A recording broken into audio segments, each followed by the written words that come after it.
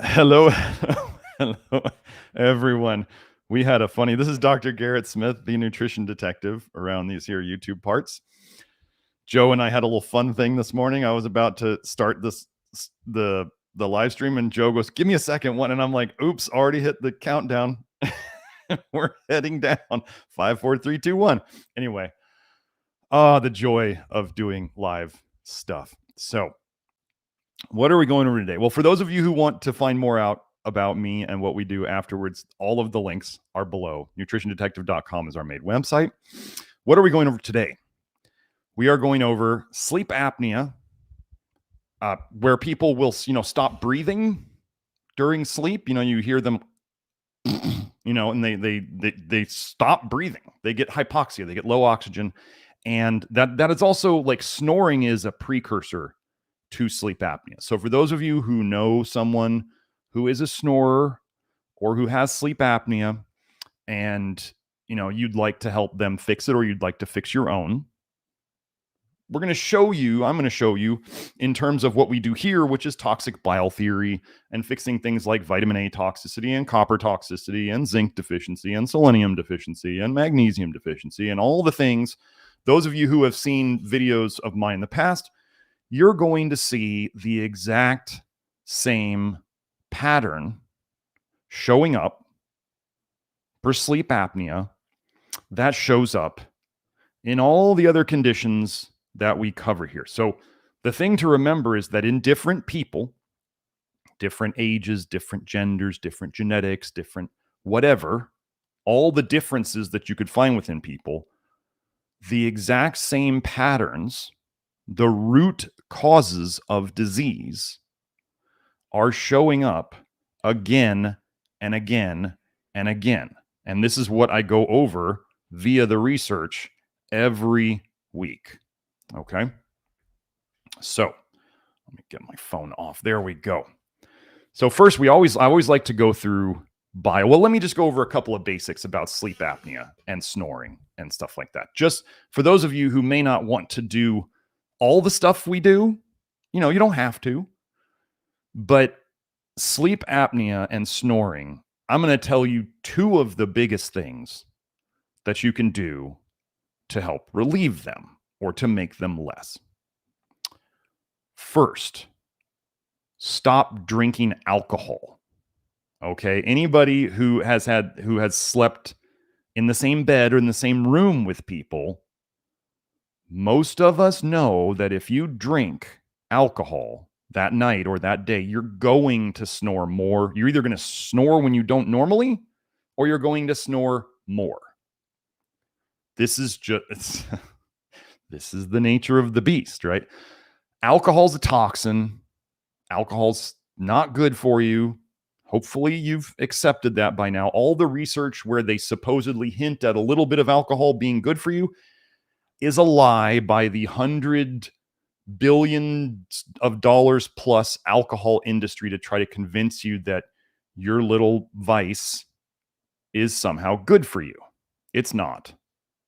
And once you accept that, then you can start moving past it. You have to accept that, you're drinking poison. It is a waste byproduct of metabolism, of yeast metabolism, of all these things. So if you want to snore less and have less sleep apnea, stop drinking alcohol. That's easy. Well, it's easier said than done, but that's simple. We'll call it simple. So then the next thing is extra weight. We're going to go over this in the research studies that I have. Carrying excess weight, there's a theory called the fat collar theory, which is that when you are overweight, you have an extra fat collar around your neck. And when you lay on your back, the fat collar compresses your throat more than normal.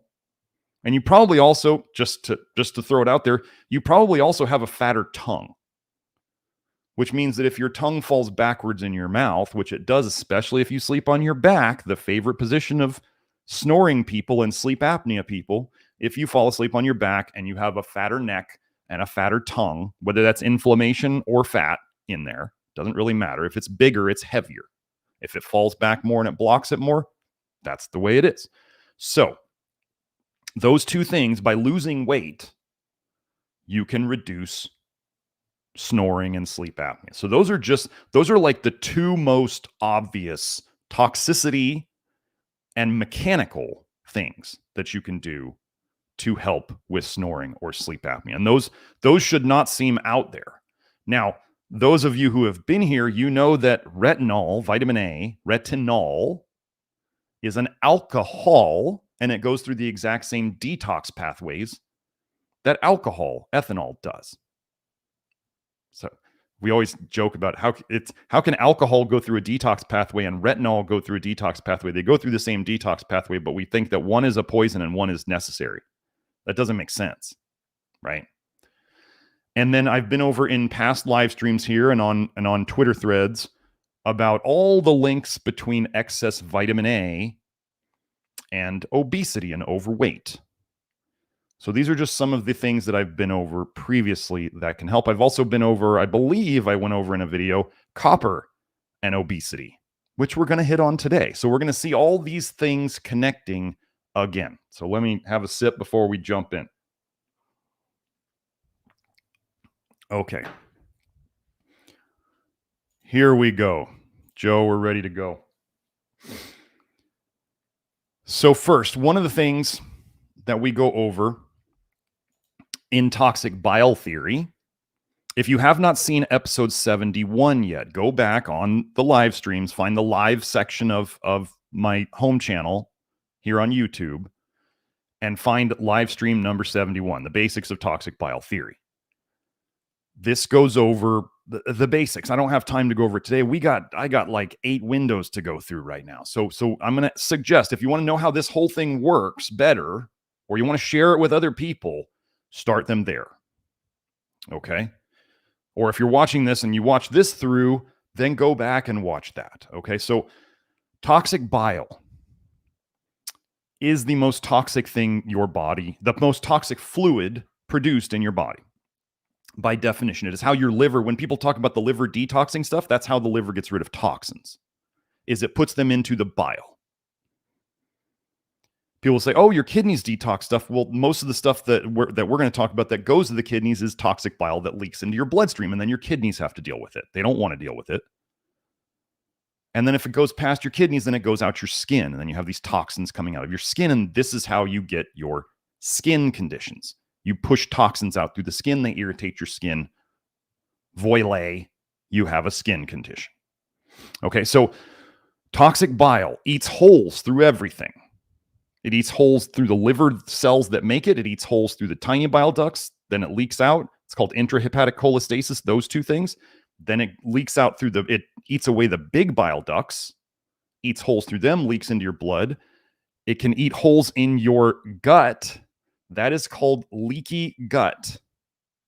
Intestinal permeability, and I've been over that research before. It can go backwards up into your stomach. This is GERD and acid reflux and the acid reflux cough and all sorts of nasty stuff. Even going up into, it can come up into your mouth via getting into your blood, getting into your saliva, and come into up through your throat into your mouth, and then you get bile acids eating away at your teeth. That's crappy dental health, is bile and the other things in it eating away at your teeth. So let's go back to the paper here. So dysbiosis, this is a big topic, right? What I'm going to tell you is that dysbiosis, gut bacteria problems, and toxicity of bile feed into each other. It's a vicious cycle. So toxic bile makes your gut biome get worse. Your gut biome being worse makes more toxic bile, which is then 95% of it can be reabsorbed on a standard American diet. And then your liver has to deal with it, and you go in this cycle. Okay, so I'm just going to go over these first 2 titles of studies just to show you that this is all connected, right? Just the title of this one, Connecting Dysbiosis, Bile Acid Dysmetabolism, and Gut Inflammation in Inflammatory Bowel Diseases. Okay, so we're supposed to get rid of bile through our gut. That you want to poop it out. That's the goal. That's what things like soluble fiber helps to soak up bile so you can poop it out. Activated charcoal can help soak up bile so you can poop it out. And this is how we want to get rid of bile. We don't want it going back into our bloodstream. We don't want to be constipated so the bile sits in our gut longer and then it does more interactions with the gut bacteria and turns worse, and then we reabsorb secondary bile acids. So let's go into the next one here. Just to connect it again, bile acid dysregulation, gut dysbiosis, and gastrointestinal cancer. So it will toxically accumulate in your intestines, toxic bile will, and all the nastiness that's in it, like vitamin A and copper and toxic metals and all that stuff. And it accumulates in cancer, which is a toxic sac your body makes to accumulate toxins and hold them until you can get rid of them. We're just showing that they're connected, okay? This is what we're doing. So we connected the bile acids, the wrong ones, the wrong recipe of bile. We'll talk about that. And then the dysbiosis in the gut, okay? They call the toxic bile and the gut dysbiosis are exacerbating the same problem. It's a vicious cycle, okay? So now, sleep apnea, is it connected to a toxic bile recipe or problems with bile production or bile going the wrong way? These are all the things we look for. So here we have, this is in medical hypotheses. So this was not an actual study. This is theory that was written about. Downregulation of bile acid synthesis and a metabolic coactivator under hypoxic, that's low oxygen conditions. Implications in obstructive sleep apnea. Now, let me explain something that if you had downregulation of bile production, bile acid synthesis, you don't get to make the proper amount of bile. If you don't make bile, you're not detoxing. If you're not detoxing, then what are you doing? You're accumulating toxicity. Does this all make sense? If your drain is not flowing out of your shower well enough, fast enough for the shower water that's coming into it, you accumulate water in your shower. And you have to store it somewhere. Well, your shower can hold it until it overflows. And then it flows everywhere it's not supposed to go. Are you following me? So, just to read a quote from here, the goal of this article. Oh, the URL. Sorry, let me get the links. Let me get the links for you real quick. Sorry, Joe's reminding me that we need the links. I like to share those so people can look at them. Okay, so we go here, we go here. On this one, yes. Okay. So, the goal of this article is to propose the role intermittent hypoxia, so that means on and off intermittent hypoxia, low oxygen states, plays in disrupting bile acid synthesis in patients with obstructive sleep apnea and its metabolic consequences. Reviewed and discussed are the complex interactions of several key molecular players known to be involved in metabolism, with emphasis on the principal bile acid synthesis enzyme, cholesterol 7-alpha hydroxylase, which is proposed to have reduced activity under hypoxic conditions. So, again, low oxygen can potentially disrupt bile acid synthesis.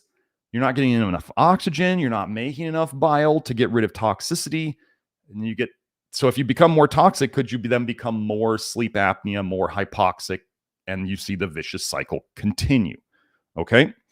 So then moving on, I don't think I had anything else on that one. So what's the paper here? Obstructive sleep apnea and systematic hypertension, gut dysbiosis as the mediator. This was why we connected gut dysbiosis to it a second ago. What do we have down here? Almost all trials confirmed that intermittent hypoxia models resulted in gut dysbiosis. But intermittent hypoxia also, in theory, is going to result in bile acid dysregulation, dysmetabolism. Gut dysbiosis, however, can cause a state of low-grade inflammation through damage to the gut wall barrier, resulting in leaky gut. And we have been over, let me see if I can find that intestinal permeability. Just so I stop mentioning this paper. Oh, yes, here it is. I mean, you have to understand the significance of the title of this paper. Bile acids as inflammatory mediators. My doctor says I have too much inflammation. Bile acids as inflammatory. Do you know what a mediator is? It controls something. Okay, bile acids as inflammatory mediators and modulators. Again, another controlling aspect, mediators and modulators of intestinal permeability. So if you're one of those folks out there who has been sold on the idea of leaky gut or intestinal permeability being the cause of all disease, what causes leaky gut? Bile acids eating holes through your gut. This is why no one's been able to explain to you how leaky gut happens. They're just like, gluten, casein. And you're like, wait, why are some people able to eat gluten and they don't have gut problems and other people can't? Well, what if I were to tell you that there's research out there showing that celiacs dump way more bile when they eat gluten? And I'm saying toxic bile, like here, eats through your gut, and that is what causes leaky gut. Are you following me here? This is why leaky gut people don't ever get anywhere with your leaky gut. They have you take 10 supplements and do crazy diets, and maybe your problem gets a little better, but then it comes right back because they never fixed anything about your bile because they have no idea that this is part of the problem. Or they're just like, we need to make your bile thinner. And you're like, what? What does that do? Like, why would your bile be too thick? Let's ask the 5-year-old questions. Why would the bile be too thick, doctor? What's making it that way? Why is my pee brown and smelly? Well, maybe you didn't drink enough water. Why is my bile too thick? Maybe you're toxic. And so you don't take a bunch of supplements trying to thin your bile. You stop the toxic intakes. That's how we do it. Okay? So, again, bile acids as inflammatory mediators and modulators of intestinal permeability. So, pretty important. Several studies have provided strong evidence for direct effects of bile acids on intestinal permeability in porcine, that's pig, and rodent models, that's rats and mice, as well as in humans. Continuing, interestingly, different bile acids were shown to exert distinct effects on the inflammatory response and intestinal permeability that require careful consideration. This is exactly what I'm talking about with your bile acid recipe causing various disease conditions.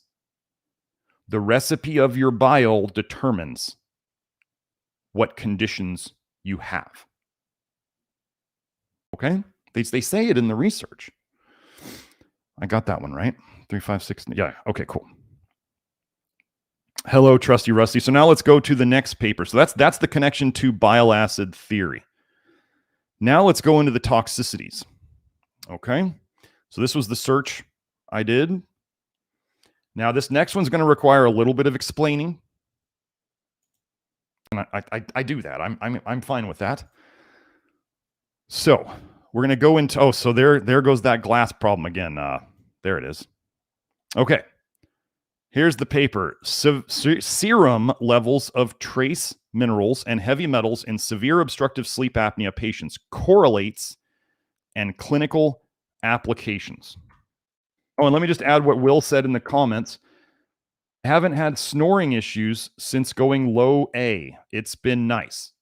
Yes. And like, I can tell you that in the past, where I was still drinking and where I would not drink, my boy could tell me, my boy sleeps close enough down the hall that he can hear me if I snore. And he'd be like, Dad, were you drinking last night? And he can, it's so obvious for people that when you do these things that are right, it goes away quickly. So let's just go into these minerals. The results. Well, here's the paper. Yeah, we already went over the name. I want to explain this part so you guys don't misunderstand this because I'm going to clarify this later. Not only serum levels of cholesterol, triglycerides, cadmium, cobalt, copper, iron, magnesium, manganese, lead, and zinc were found to be higher. That doesn't mean high. It means higher. Okay, it can still be within the normal range, but it can just be higher. Okay, and some of you are looking at that going, but wait, zinc and magnesium are higher. I'll explain that. But also carotid intima media thickness was increased in obstructive sleep apnea. You're going to want to remember that OSA or OSAS, obstructive sleep apnea syndrome. You're going to want to remember this abbreviation. Patients, that's a marker, that's a cardiovascular marker you don't want to see. That's a thickness of the wall, okay? Increases in this carotid intima media thickness was found to be correlated with levels of cobalt, copper, iron, manganese, and zinc. Here's a funny thing. So you see, so I'm going to tell you, well, cholesterol, I don't know if you know this, but LDL cholesterol contains vitamin A. It does. Triglycerides, I've been over this before, but let me go to my forum and show you the link to the research where it goes over how easily vitamin A raises triglycerides. So whenever you see high triglycerides, you should assume it's connected with vitamin A, and I'll show that as we go. So anyway, this article, your high triglycerides are just poison/vitamin A toxicity. You can go and check it. It's very straightforward. They give people vitamin A, their triglycerides go up. Okay. So LDL cholesterol has vitamin A in it. Triglycerides go up with vitamin A toxicity. Cadmium. Now, the biggest thing to help detox cadmium out of the body, or the biggest thing that cadmium will deplete, is zinc. Okay, follow me on this. Cobalt. Cobalt is a toxic metal. You do not want it.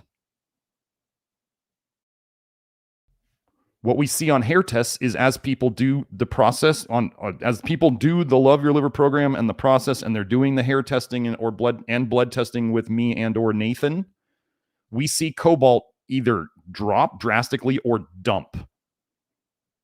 Like we can see it spike on a hair test and then it crashes way down because the body dumped it. Your body does not want cobalt. We see almost everybody's cobalt go to basically zero on hair tests over time. And we don't have to do anything special to it. Your body wants rid of it. As long as we give it the right tools, we stop intoxing and we start giving it the nutrients that it needs, it starts detoxing that stuff.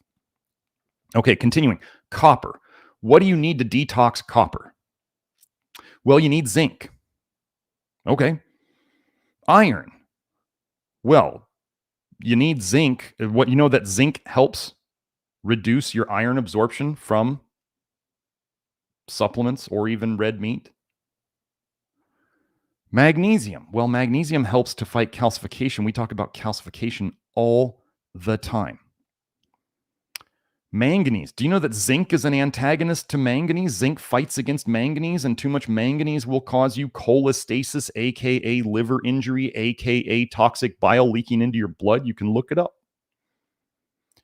So you have to think of it like this. Why would zinc and magnesium, two things that we talk about very highly in this, also be higher when all of these toxic things are higher in the blood?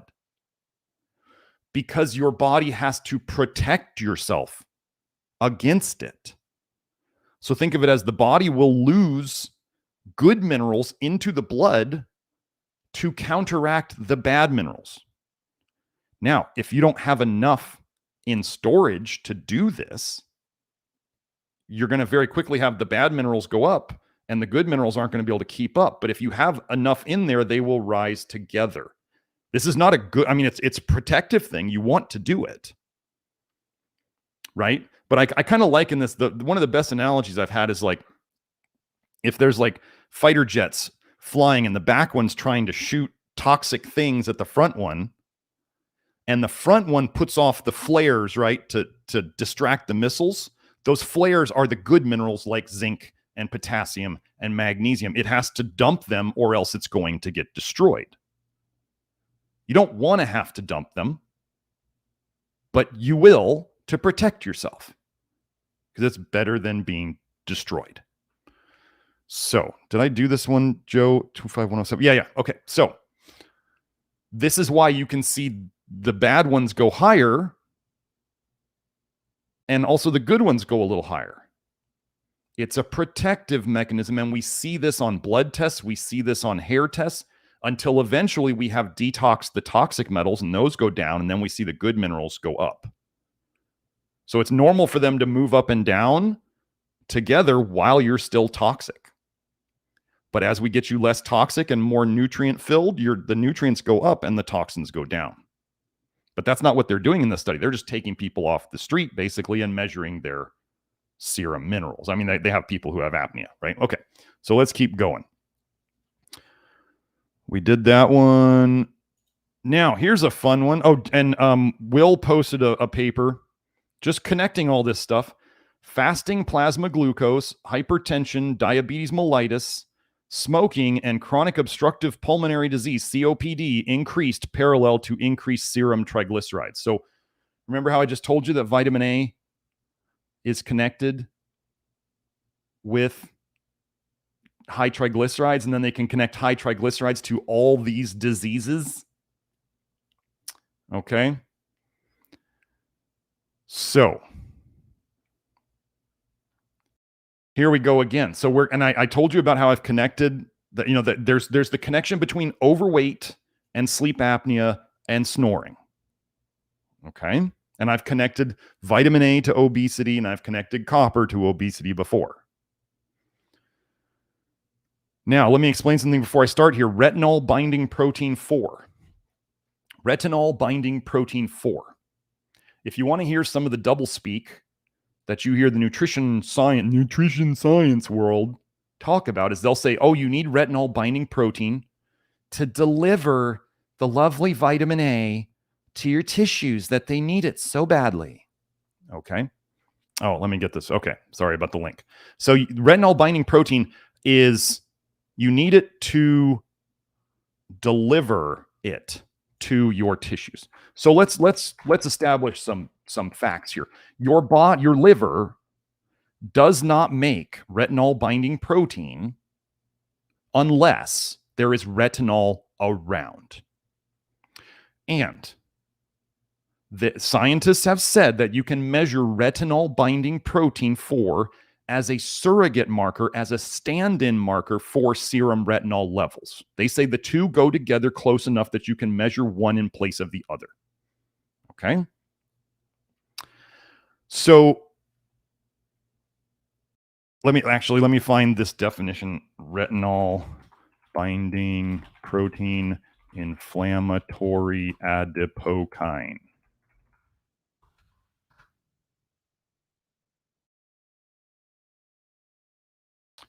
So these adipokines, they will, so in one breath, they will talk about retinol binding protein 4 or retinol binding proteins in general being necessary to deliver the vitamin A to your tissues. And then in other studies, like the one we're about to go over,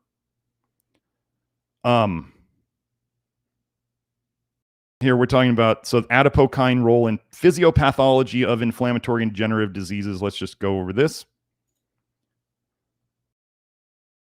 Adipokine role. So they're talking about inflammatory stuff, right?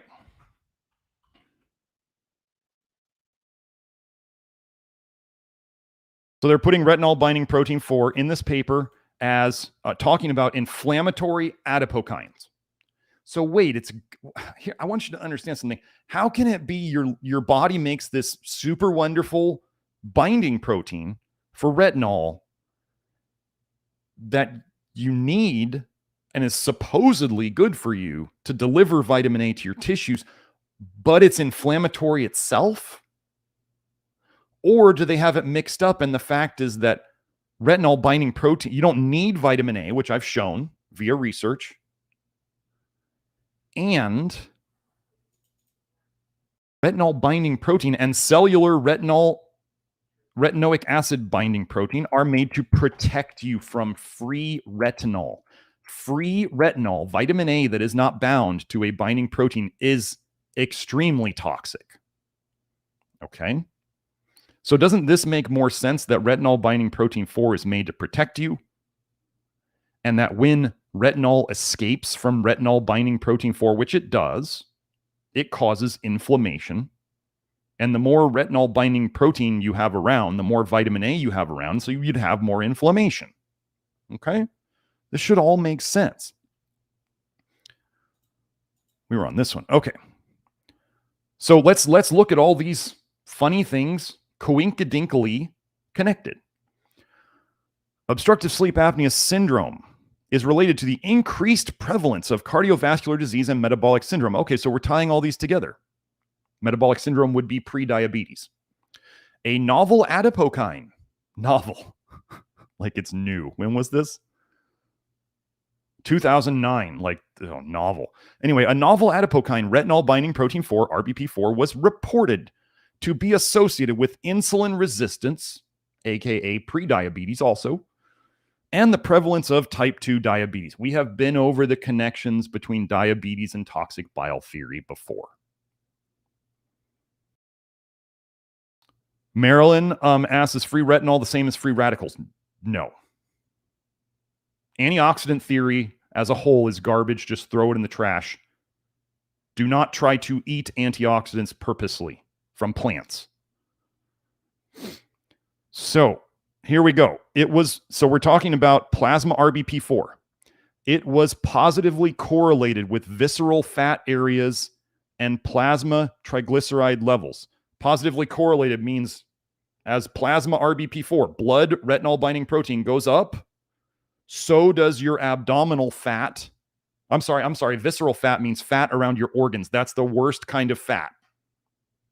So organ fat, the worst kind, went up with higher plasma RBP4 and plasma triglyceride levels, which we just went over how vitamin A raises triglycerides. The prevalence of metabolic syndrome, prediabetes, was higher in severe obstructive sleep apnea syndrome patients than in mild to moderate OSAS and control subjects. Plasma retinol binding protein 4 was higher in obstructive sleep apnea syndrome patients with metabolic syndrome than in those without metabolic syndrome. Are you seeing the connection between vitamin A here and sleep apnea and visceral obesity and type 2 diabetes and metabolic syndrome and insulin resistance? Whatever words we want to use, it's all right here. Okay? So, did I do this link? Let me see. PMC.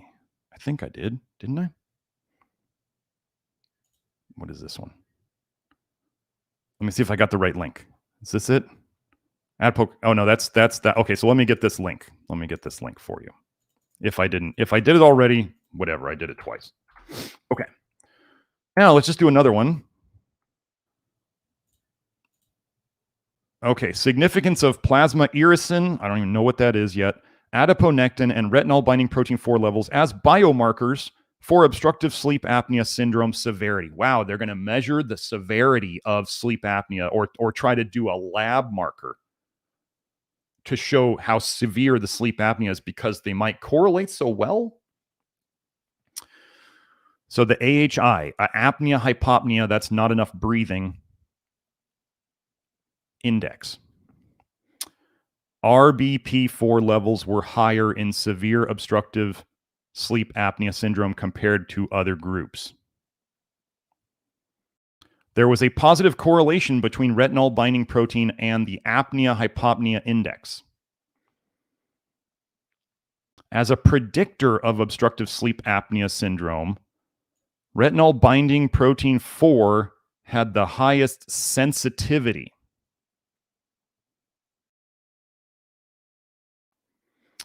Conclusion, circulating RBP4 may be a new biomarker in OSAS patients in addition to risk factors such as diabetes, obesity, and hypertension. Wow, all those going together again. That's so wild. What do we have problems with in this country? In the Western world in general? Huh. This is so weird that they're all connected. So, did I get this one or did I forget this one? I don't know. Maybe I'll just post them all twice. Okay, so let's keep going. That was vitamin A connecting. Now, let's see. This was the vitamin A. Let's do iron. Okay. Here we go. First one's just kind of a warm-up study. So iron overload. We talk about iron overload a lot. If you want to see my episode on ferritin, go back a couple episodes. Ferritin is like an indirect marker of how much, it's one way of looking at how much bile you're leaking into your blood. It is not the only way. And just because your ferritin's okay doesn't mean you don't have liver problems. Okay, we look at these different things. Like people may have high triglycerides, but that doesn't mean they're obese and diabetic. Okay, so these things don't all go together. First thing, get it out of your head that every disease picture has to look the same. Throw that out the window. Like modern medicine just gives these pictures of disease a name because they have to classify them so they can give you the right drugs. We aren't doing that. We're saying these toxicities and these deficiencies can show up in multiple different patterns. And you don't have to have, like, people will be like, but my liver enzymes are fine. That doesn't mean jack squat. Your liver enzymes can actually get worse as you get better, as you notably feel better doing what we do. You can noticeably feel better and be having diseases disappear while your liver enzymes rise a little bit because your liver's fixing itself. You cannot go by modern scientific data. It just doesn't work. They don't get people better. Why are you looking to their data? They're telling us here how people are messed up, but they don't tell you how to fix it. So let's look here. Serum ferritin and obstructive sleep apnea, epidemiological study. And some people out there will be like, epidemiological study, we can't go by that. Okay, cool. Wait, what's going on here? Let me get this out of the way. Okay, well, when we get enough of these things together, it counts, in my opinion. Or you can just keep waiting. Serum ferritin levels were significantly higher in obstructive sleep apnea males than controls. And then they do all this apologetic saying, "Oh, we fixed it so it doesn't show up." Okay, cool. Great. So now let's move on to the next one. Serum ferritin levels in obstructive sleep apnea. Oh, and did you know that vitamin A increases iron absorption? And I can watch on blood tests ferritin and vitamin A often moving up and down, like right in lockstep. And yet there are protocol people out there who are trying to say, eat more vitamin A to fix your iron overload. Eat more vitamin A, but just keep going and donating blood, but we're not going to monitor your ferritin. Don't get led astray. And then they'll say, don't take zinc, even though zinc would decrease your iron absorption from your diet. Those of you who have low iron stuff, you need to understand you are a rare type, and you cannot take the recommendations for the majority. The majority of people are excessive iron, excessive copper, excessive vitamin A. That's the way they show up in the labs. If you are low in these things, you have a different issue. And it doesn't mean that if I say that zinc blocks iron or reduces iron absorption, that you should then give up on your zinc. So if you go, first of all, any of you who are out there working with me directly, if you watch this live stream and you make changes in your stuff based on what you interpret on this live stream, and you don't talk to me in the office hours, the 6 months of included follow-up in our packages, and you don't come and ask me, should I do this? And you mess up your program, that's you. Okay, I talk in big generalities here. I always talk about undertypes, which there's an article in the Love Your Liver program about over and undertypes. Undertypes are different. Don't talk to me. If you paid me to be your consultant, talk to me. You can come into the office hours every week. So anyway, back to this. Okay, so the other study was like, well, we kind of found high ferritin, but we corrected and then it didn't show up. Okay, so what do these guys find? A clear trend of higher serum ferritin levels, a clear trend, was found when patients with severe obstructive sleep apnea were compared to those without or with mild obstructive sleep apnea. Now, does it make sense that more severe would have a bigger problem? This makes sense, okay? Interesting. Age and body mass index tended to be higher with increasing obstructive sleep apnea severity. We've talked about this a bunch. The BMI was significantly higher in patients with severe obstructive sleep apnea compared to those without or with mild. Therefore, serum ferritin levels may provide a biochemical surrogate marker for obstructive sleep apnea severity. Wait, wow, now we've got retinol binding protein 4 as a surrogate marker, and we've got serum ferritin as a surrogate marker. And for those who want to debate about BMI and stuff like that, that's kind of a waste of time, because a lot of us know big buff dudes who snore terribly or who have sleep apnea. Tons of bodybuilders have sleep apnea. Okay? It's not a muscle versus fat thing. It's like a giant neck thing. That's part of it. But then there's also the biochemical parts. Okay? Did I put this link up there? I think I did. Yes. Okay, so let's go to the next one. So we've kind of been over the basics of the toxicities, the big ones that we deal with. We went over toxic bile theory and the bile acid stuff. We went over iron. We went over copper. We went over vitamin A. Now we're going to go into the deficiencies. This is what we fix here. We fix toxicities and we fix deficiencies. So obstructive sleep apnea syndrome patients and hypozincemia, low zinc, emia in the blood. Okay, so but that other study said zinc was higher. Okay. Here we go. Physiologic stresses have been reported to cause a lack of zinc. This is true. Obstructive sleep apnea syndrome is a disorder that gives stress, including sleep deprivation or hypoxia. Therefore, it is predicted that the serum zinc level might be decreased in OSAS patients. We studied 16 patients with OSAS who underwent polysomnogram. Of the 16 cases of the OSAS group, 5 cases showed hypozincemia, whereas no cases showing hypozincemia were observed in the non-OSAS group. I'm going to just say X squared test revealed P less than 0.05. I'm not worried about that. Although administration of zinc was not performed until the time of blood drawing, 3 of the 4 cases with hypozincemia showed improvement. So first, let me tell you that the zinc ranges on blood tests are absolute garbage. Like the one from LabCorp goes down to like 44 as a low. Where do I want people? The minimum I want people on a plasma zinc test is 100. Minimum. I have only seen like 1 or 2 people in my career who were below a 44.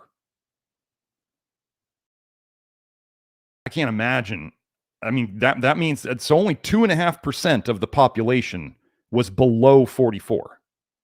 That's the way they make the statistics at these lab places. For the LabCorp, the people taking tests at LabCorp, 2.5% of them were below 44. And that's where they say zinc deficiency is. They base it all on statistics. They don't care about your health. They care about the statistics. So 5 cases out of 16 showed zinc deficiency based on the normal crappy ranges. And so how do we know that there's probably a connection here? So if they find a deficiency, that's 1. And then if they give the supplement and they get better, that's 2. Those are the 2 biggest ones. You find a deficiency, okay. You correct the deficiency, problem gets better. 3 of the 4 cases with low zinc showed improvement. So is there probably a bigger connection? Is zinc deficiency rampant everywhere? Yes, absolutely. So there's the zinc. Let me see. Did I get this one? Let me get this one too.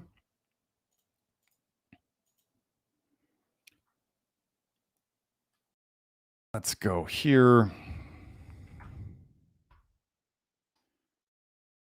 Marley, I'm going to say the detox enzymes. Marley's wondering, is hydrogen drives the vast amount of energy production, as in hydrogen deficiency is the other side of the disease situation? Nope. We've used molecular hydrogen.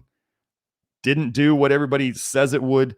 The Major enzymes in vitamin A detox are dehydrogenases. They're pulling hydrogens off. They are oxidative enzymes. If you start adding a bunch of hydrogen to the situation of where a bunch, so supposedly one of the most powerful antioxidants, and it's a hydrogen, and we want the dehydrogenase enzymes, which are how alcohols and aldehydes are broken down. You slow down the entire process. We have seen it. We experimented with molecular hydrogen. It was a waste of time. Some people felt a little better on it, yeah, but that faded and then it went away. So anyway, I'm going to say we've been there. We've done it. Not going back there again.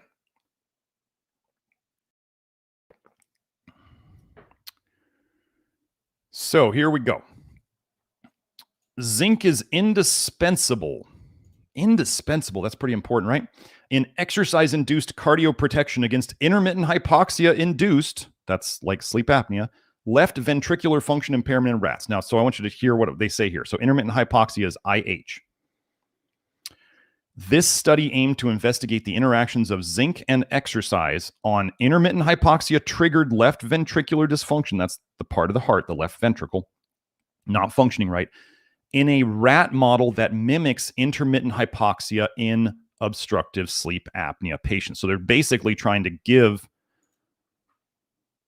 these animals a similar thing to sleep apnea. Intermittent hypoxia induced a lower left ventricular fractional shortening, reduced ejection fraction, higher myocardial levels of inflammatory factors, increased levels of oxidative stress, and lower levels of antioxidative capacity, all of which were abolished by zinc treatment. All of which were abolished by zinc treatment. Remember the last study where they said giving zinc helped 3 out of the 4 people? Just imagine how deficient that 4th person was. In conclusion, zinc is required for protecting against intermittent hypoxia-induced left ventricular functional impairment and likely plays a critical role in exercise-induced cardioprotection by exerting a dual antioxidant and anti-inflammatory effect. Just ignore the antioxidant thing. Don't worry about that. You need zinc to run things. Think of it that way. You need zinc to run enzymatic engines. Okay. So I think we went over that one. Yep. So that's zinc. Did I get that? I did that link, right? Yep. So now, selenium.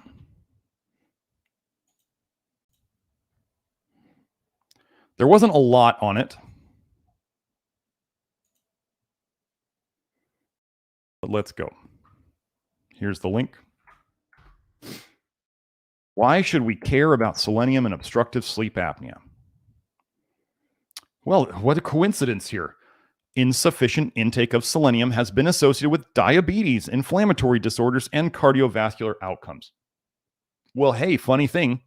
Do you know that you need selenium to run aldehyde dehydrogenase, ALDH, a critical enzyme in the detoxification of vitamin A and other alcohols and aldehydes as they go along through the process?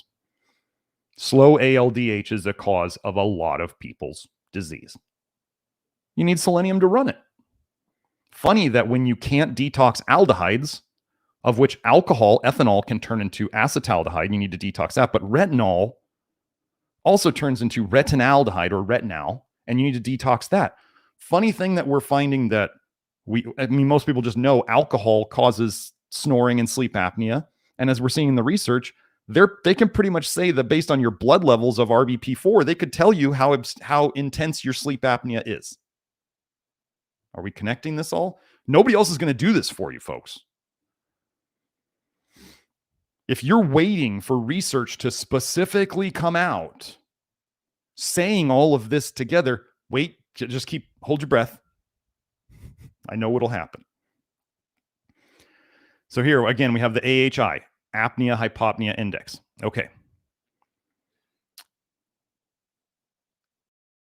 Chen and colleagues showed that patients with moderate obstructive sleep apnea had lower activity of antioxidant enzymes, including erythrocyte GPX, don't really care about that, and lower concentrations of erythrocyte red blood cell selenium when compared to controls. In this study, that's the hypopnea index, apnea-hypopnea index, presented a significantly inverse correlation. So that means when one goes up, the other goes down and vice versa. A significantly inverse correlation with erythrocyte, red blood cell selenium, so that when the AHI was higher, the concentration of selenium was lower. Thioredoxin, a small class of proteins that constitute the thioredoxin redox system, together with TRXR, has also been investigated. Serum TRX was increased in individuals with obstructive sleep apnea. Why am I reading? I'm not worried about that. Anyway, selenium. We did selenium. Okay? Selenium deficiency is everywhere. I'm going to tell you now, if you are relying on Brazil nuts for your selenium, it's not going to happen. I don't know. I've been over this before. I don't know what happened to the selenium tree farms, but it's gone. Like whatever selenium they had in the soil, it's gone. And these are not farms. Like these are basically like walled off Brazilian forest areas that they just go in and collect the Brazil nuts, from what I understand. Like they don't farm Brazil nuts. It's actually really hard to farm a Brazil nut tree, as far as I know. So they have to go collect these from these areas. I want you to imagine how this happens. If they never put selenium back into the soil, but yet they go and they collect. So Brazil nut trees are very good at pulling selenium out of the soil. But if the trees are constantly pulling selenium out of the soil for decades and decades and decades, and we keep taking all the Brazil nuts and eating them, and then pooping and peeing it out other places around the world where Brazil nut trees don't grow, do you understand that eventually that land is going to run out of selenium? Just makes sense. Nobody's putting the selenium back into the soil. And the Brazil nut people just want to be able to make Brazil nuts to sell. So can Brazil nut trees grow Brazil nuts without selenium? Yes, they can. They just concentrate selenium in the nuts.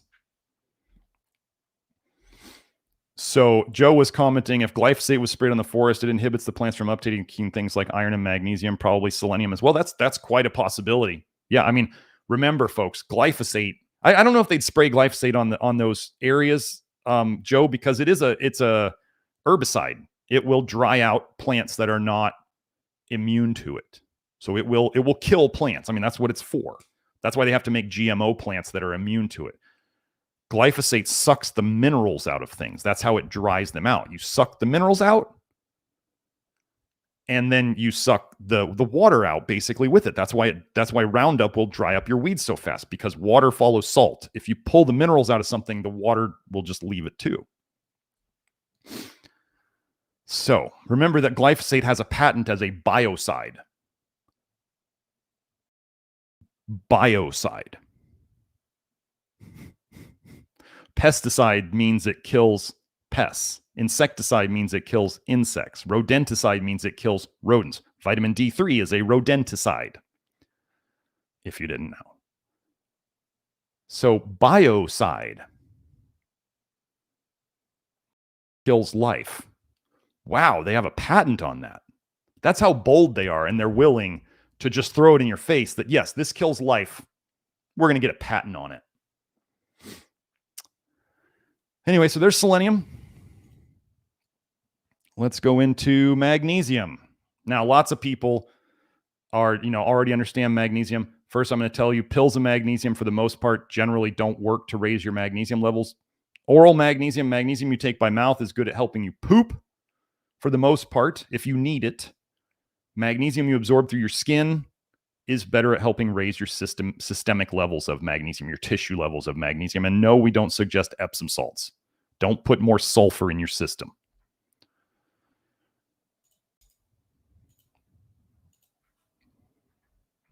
You have a sulfate manufacturing problem. You have a vitamin A toxicity problem. Maybe I'll go over that sometime. But that's kind of a geeky subject, only for a couple of the people out there who just can't seem to get past themselves on the sulfate thing. So here, serum magnesium levels in patients with obstructive sleep apnea, a systematic review and meta-analysis. Magnesium, remember those two minerals that I talked about before, zinc and magnesium? where they were elevated in sleep apnea, but there was all those other toxic things that were higher too, or they weren't elevated, they were higher than controls, and then the other toxic ones were elevated too. We'll see. So then we just go and look a little further. 2 out of 4 studies that compared OSA patients to healthy controls found them to have significantly lower serum magnesium levels. Our meta-analysis with 3 studies shows that patients with obstructive sleep apnea had significantly lower magnesium levels. What will deplete your magnesium levels? Vitamin A toxicity, I've been over that on a video on this channel, will deplete magnesium. Vitamin D supplements, which raise your calcium levels in your blood, will deplete magnesium. Basically, stress will deplete your magnesium. Yeah. You need magnesium. I don't harp on magnesium too much because so many people have gone over magnesium. The sad thing is so many people just keep pushing magnesium pills, which are terribly working in terms of raising levels. So let's just add this. Pay attention to this. OSA, obstructive sleep apnea severity, appears to affect serum magnesium negatively. Serum magnesium levels generally improve after treatment. So they're talking about, like CPAPs and stuff like that. Generally improve after treatment, coinciding with the improvement of obstructive sleep apnea severity. So being stressed out, which almost like suffocating multiple times over and over at night, would deplete your magnesium levels because stress depletes magnesium. Stress causes your bile acids to get wonky. You following me? It is all connected. I think that's it. Yeah. That is all the stuff that I have on connecting sleep apnea and basically snoring to toxic bile theory and the mineral deficiencies that we talk about and the toxicities that we fix in people daily. So if you or a loved one has any of those conditions that we were talking about that came up over and over with sleep apnea, diabetes, metabolic syndrome, insulin resistance, high triglycerides, essential hypertension, like we fix these things because they are all connected in this same pattern of things. Now, does this mean every single person has every single deficiency and they're super bad on every single toxicity? No, it doesn't mean that. Again, I talked about the recipe. The recipes can be different and have a similar picture in different people, or the recipes could be similar and present with a different thing in different people. You ever notice how when people get even just a cold, which is a bile dump, by the way, but anyway, when people get a cold, you can have 2 different people with like wildly different symptoms. One person gets a sore throat, the other one doesn't. One person gets the sniffles, the other one doesn't. One person gets body aches, the other one doesn't. You can see these wild, like it's not a virus, folks. First of all, virus theory is garbage. Put it in the garbage. That's where it should live. But anyway, the liver's dumping toxic bile, it's leaking into the bloodstream. That is what your cold or your flu or your coof is. I've been over this. But because of the recipe that's dumping in there, you get different symptoms. They may be similar, but they're different. And as an example of how toxic your bile is that you're dumping, this is why when the coof was around, they were saying the more cofactors, the more diseases a person had, the more likely they were to have a lot more trouble with the coof.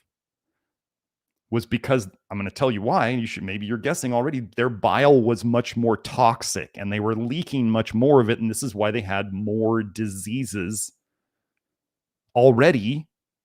And then when they dumped more toxic bile into the system, they were sicker. It's a whole, when you understand toxic bile theory, remember episode 71, all this stuff will start to make more sense. So let me get back up here to the top. We did have a super chat from good old John Dickinson. Hello, John. Thank you for the super chat. He's asking bedroom oxygen levels at night. Hopefully you have some oxygen in your bedroom at night, John. I won't make any off-colored jokes. Anyway, in terms of bedroom oxygen levels at night,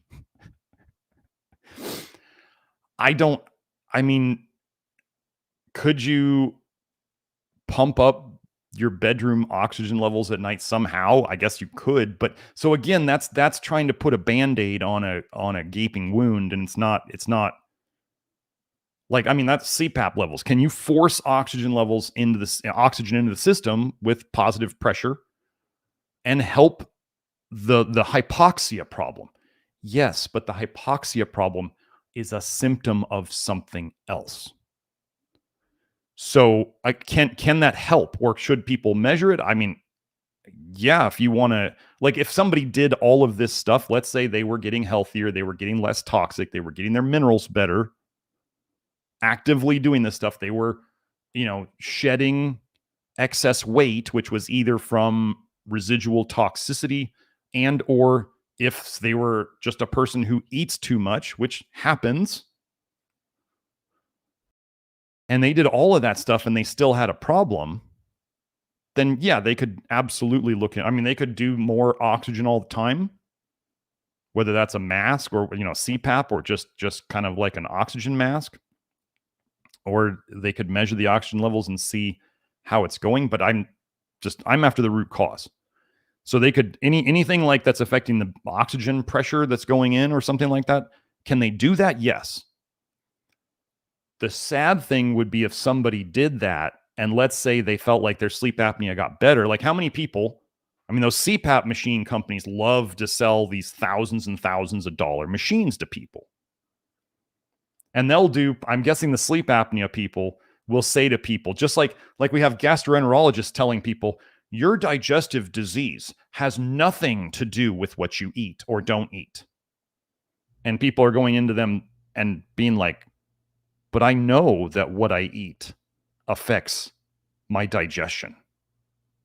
Sometimes they may say it only to be shot down by the doctors or the nurses that, no, it has nothing to do with that, even though your learned experience, your lived experience tells them that they're completely wrong. Or you just don't say it because you're like, why am I going to argue with the doctor?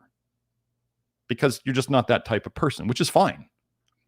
I would never, if I went into a doctor, I would not argue. I would not waste 1 ounce of my energy arguing with them. I don't waste, for those of you who are on Twitter, people who decide to get nasty and argue with me, I don't waste any time on them anymore. I don't reply to them. I typically mute them.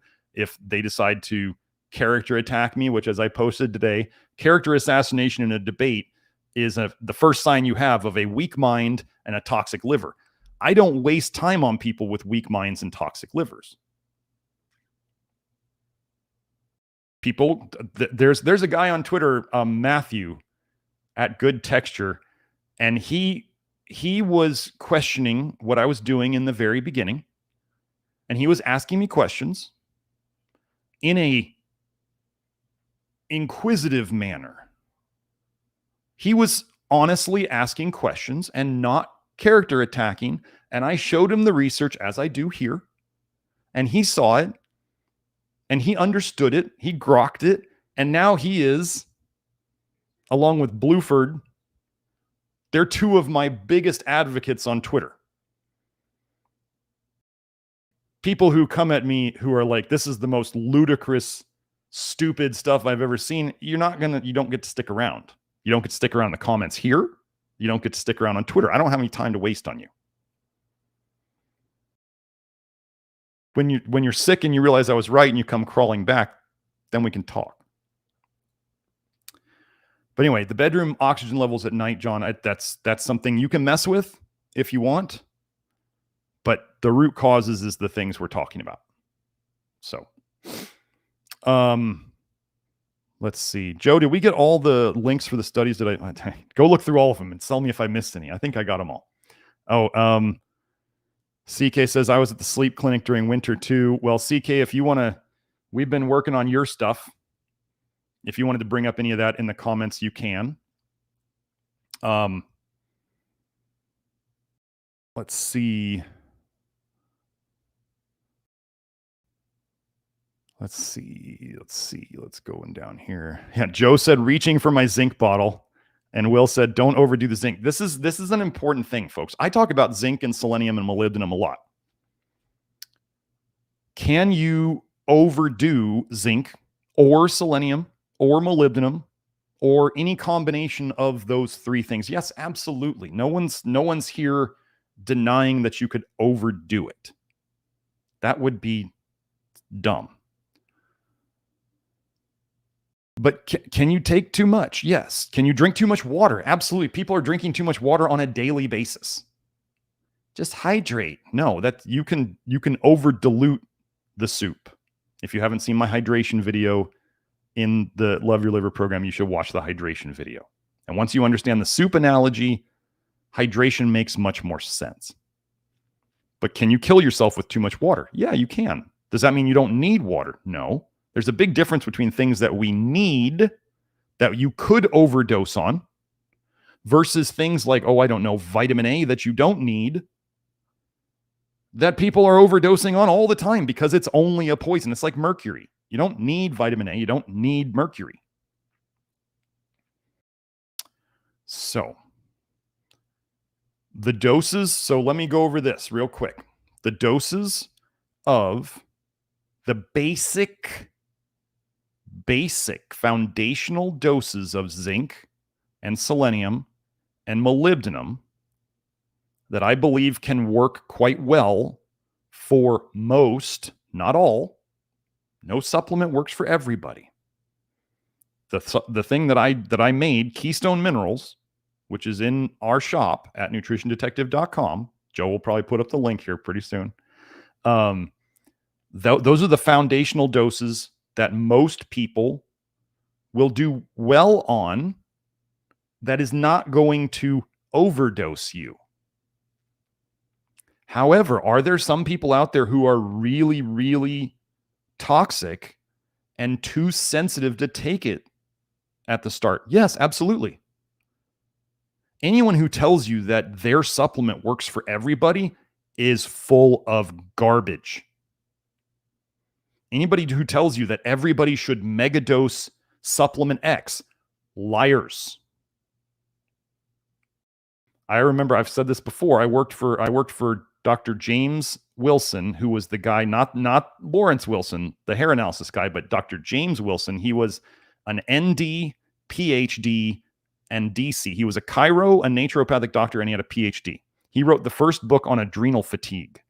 I worked for him for a while, doing scientific research. Imagine me doing that as a job. And he said, Garrett, if you can make a supplement that helps 80% of the people who take it, you've done a very, very good thing. I think we've done that with the supplements that we produce between Keystone Minerals and Lactoferrin and our liquid zinc, which is the liquid zinc. If you want to figure out your dose on zinc and go slowly, liquid zinc is the way to go because it's 2 milligrams a drop. And so you can go up very, very slowly, especially for you sensitive people. We get the most sensitive people here. This is why I don't just make giant generalizations, and I'm going to warn people that this may not work for you, because if you're here, you're either in the process of getting better with this work or you're new to it and you're learning about it, and you should always start slow and realize that this is a marathon, not a sprint. You are not going to fix your little toxicity problem in a weekend cleanse or by drinking a bunch of olive oil and Epsom salts and crapping your brains out, splattering the walls. You're not going to, that's not how you long-term detox, okay? Yes, it does get rid of a chunk of bile. But it's also, a little rough on the system. Inducing diarrhea regularly is not a generally good idea. So Joe was mentioned, did he say retinol binding protein itself is inflammatory? That's what the research is trying to say. Yes. Do I think that could retinol binding protein 4 be inflammatory? It's possible. Could the body be choosing the lesser of two evils by making retinol binding protein that binds to retinol, and the combination of the two is less toxic than free retinol? Remember, life is killing us. So the body's trying to make decisions that do the least damage. So if it can bind retinol with retinol binding protein, even though, let's say, retinol binding protein itself was damaging, maybe it's less damaging than free retinol floating around. That makes sense. But also remember that if there's retinol binding protein around, that means retinol is around. And there can be empty retinol binding protein 4. So it lost its retinol along the way. It lost its grasp. So that means there's free retinol floating around and a retinol binding protein 4 or retinol binding protein that's floating around without a retinol in it. I talk about this in the ferritin video. Just because you have a bunch of ferritin floating around in your blood doesn't mean it all has an iron in it. Ferritin's the protein. It can lose its iron, and then you have free iron floating around. That's not good either. Then it's just rusting in your system. Marilyn's asking, is free retinol the same as free radicals? I think I answered this before. No. Just throw antioxidant theory out in the trash. It's garbage. The solution to health is not to just antioxidate yourself over and over and over again. Let your liver control that. Okay.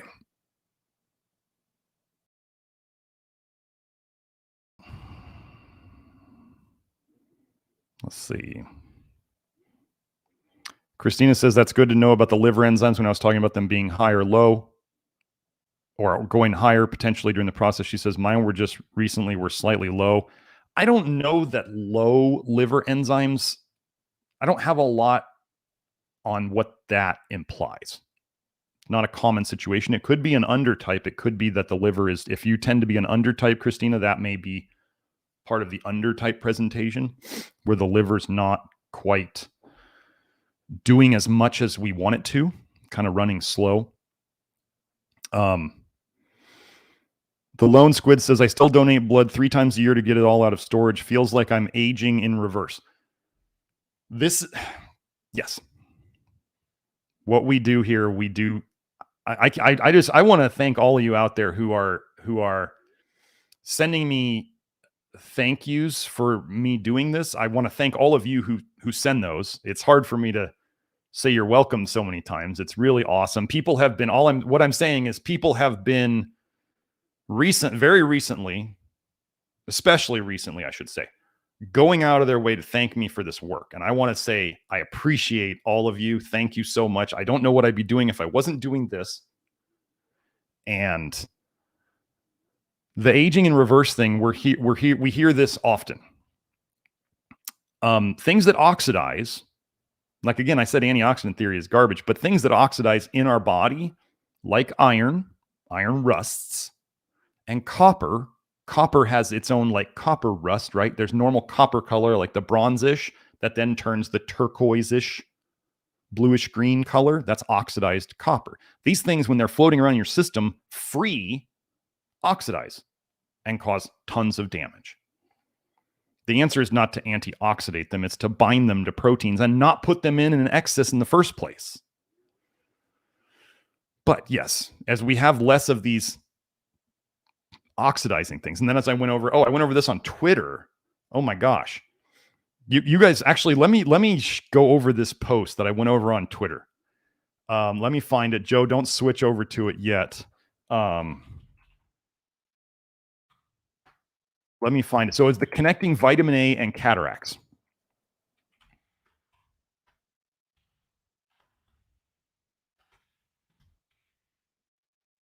And for those of you who want to check up on this, you can.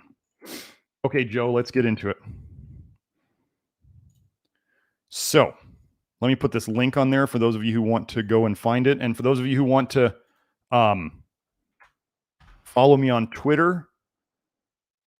This is where I post a lot of my just research and comments on treatment philosophies and all of this stuff. But so I want to give credit where credit is due. Grant Generu sent me this information, and I repackaged it for this tweet. Okay. So I'll just read through it. Vitamin A causes cataracts, connecting the real world evidence. About 6 years ago, the CBC, Canadian Broadcasting Company, came out with this 5-minute video segment on people in China with cataracts getting free surgeries.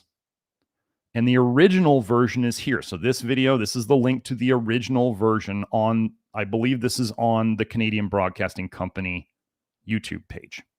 Okay. This is a quote from 26 seconds into the video. For an aging rural population with the highest number of cataract sufferers in the world, no one knows exactly how many in China, though it's well in the tens of millions. They have a problem. Wow, rural. People will be like, go live, go off grid.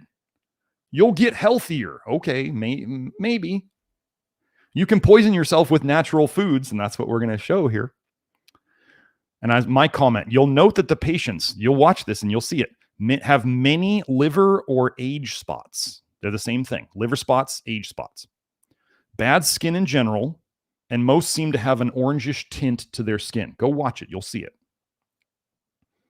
Now, what are liver and age spots? They are lipofuscin or lipofuscin accumulation. I never know how to say that word. I don't care. Which is caused by toxic vitamin A accumulation. I have 2 threads here connecting lipofuscin to vitamin A. Their orangish skin is from excessive carotenoids, aka plant vitamin A, accumulating in their skin and subcutaneous fat. Now, does lipofuscin accumulate in the eye? Yes, it does. Lipofuscin accumulates in the eye, and remember that retinol, this will be important in a second, is vitamin A. Lipofuscin is a fluorescent material with significant phototoxic potential. That's light hitting it, causing it to become toxic. Light making it toxic.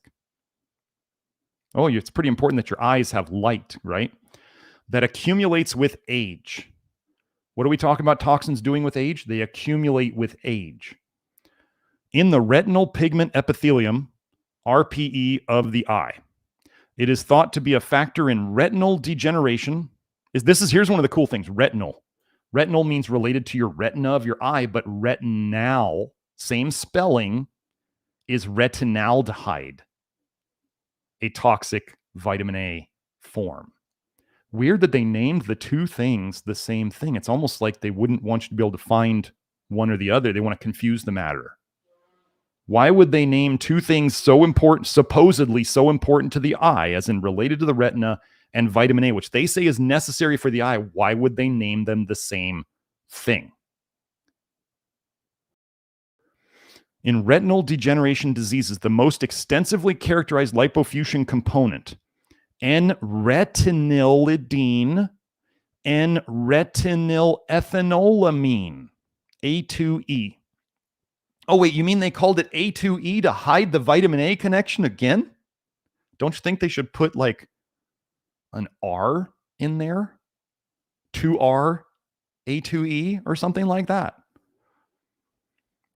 2 retinols, the most extensively characterized lipofuscin component. It accumulates in the eye.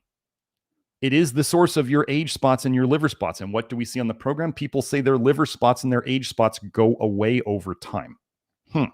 So where might all this vitamin A be coming about in their diets?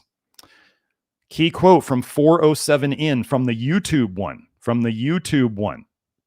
Watch the YouTube one. Quote, his mother dries sweet potatoes by the fire for dinner. It's the only vegetable they can grow here. It's the only vegetable they can grow here. And what did the China study brag about? These rural Chinese got hardly any meat. Let me tell you how to get vitamin A toxic the fastest. Eat very little protein and eat tons of vitamin A.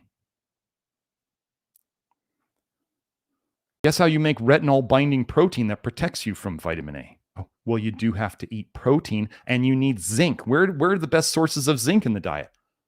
Animal protein. What are these people not eating? Are you following me here?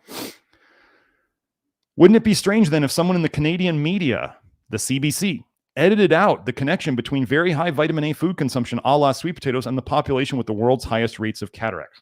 Now, some of you can go check on this. Feel free to go check on this. Watch the same video that's hosted on the CBC website. Jump to the 4-minute mark and watch the same part and watch for the edit to it. Here's that link. Here's what happens. It has been edited to say they took out the first part. Potatoes by the fire for dinner. It's the only vegetable they can grow here. Someone found it important enough to go back and edit out, quote, his mother dries sweet. They just started at the word potatoes. This is lying by omission. They are leaving out critical information. Why would they know this? Why are they worried about sweet potatoes getting a bad rap? Now, here's an important thing, because blue light's a big fad, right? For those of you who are familiar with excessive blue light damaging the eyes, like you need blue light, that's sunlight. But blue light does damage the eyes. Blue light only causes eye damage when vitamin A is present. And I go over that in this thread that's linked right here. Such a strange bunch of coincidences, is it not? And then I added below this, I put another one of my posts. Here it is. I forgot to link my carrots are BS thread when I was talking about that earlier stuff.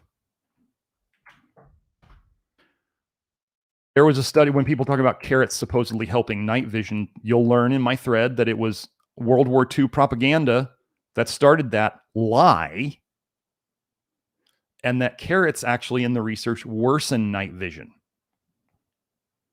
What color are carrots and what color are sweet potatoes? They're the same color, if you didn't know. Why is that? Because they're full of vitamin A. Don't eat them. If you don't like your eyes, eat a lot of them. So that's that. So that was a fun one. So let's go. Oh, so the donating 3 times a year, the lone squid. And I know the lone squid from Twitter. When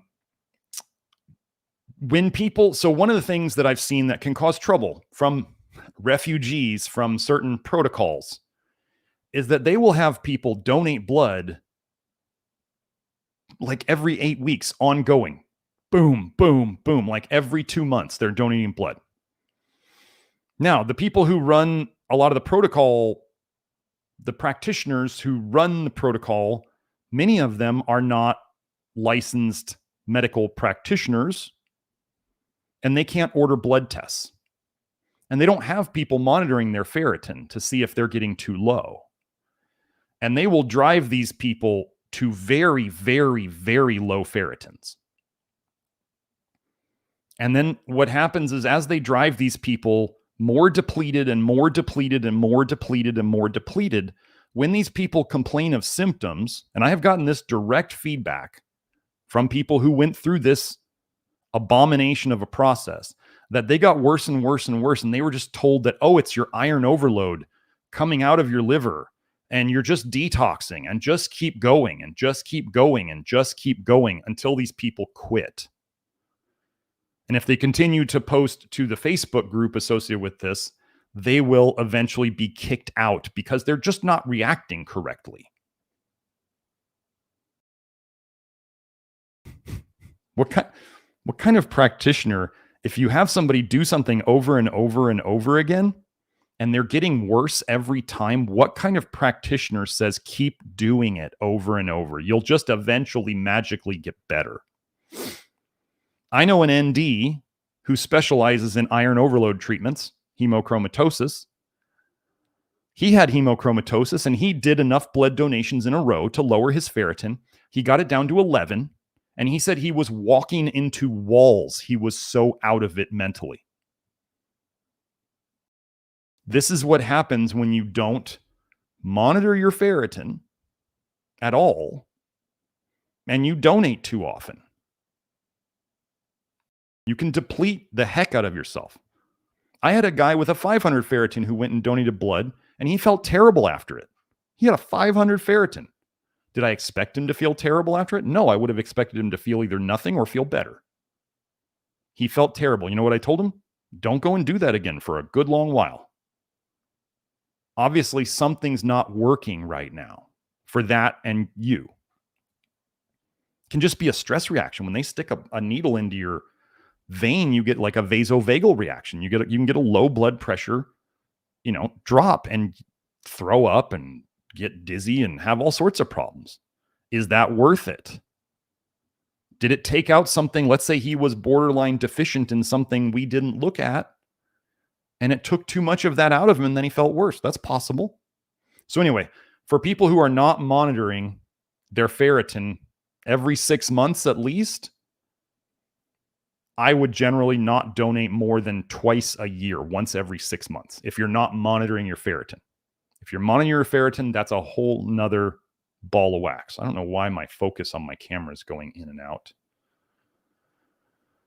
But anyway, yeah, when you get do the blood donations right and you're not overdoing them, I've talked about me doing too many donations in a row and how it knocked me on my butt, because when you're just donating randomly or as fast as you can, we say test, don't guess.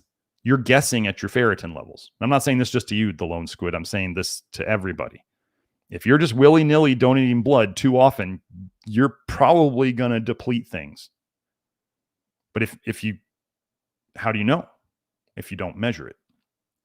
So twice a year generally is and if you feel okay after it, is the most I suggest people do without regularly monitoring their ferritin levels. Okay.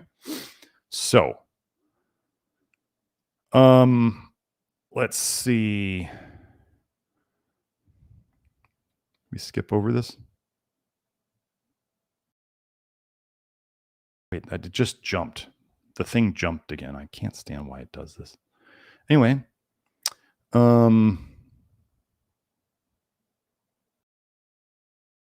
okay, so Joe, let me say what Joe posted here. Joe says, I listened to a study. 1 ounce of glyphosate dispersed across an acre inhibited lead and magnesium uptake by 50%. So yeah, lead and magnesium. We don't want lead, but we definitely want magnesium. Glyphosate don't care. It's just glyphosate was created as a scaling agent, as a descaling agent for industrial boilers. Okay, descaling agent. Think of it as like it's sucking off limescale and all the other mineral deposits on industrial boilers. That's how good it is at sucking out minerals, grabbing onto them and not letting you have them. And people are like, no, it's no big deal. I was like, if anybody comes on my Twitter and they're like, glyphosate is totally safe, I just block them. If you're that dumb, I just block you. You're either a shill or you're a bot, or you're just that dumb. And there's no helping people who think that glyphosate causes no problems. I had a kid who went from functional to basically disabled, unable to go to school within a summer of spraying Roundup on weeds as a landscaper for his neighbors.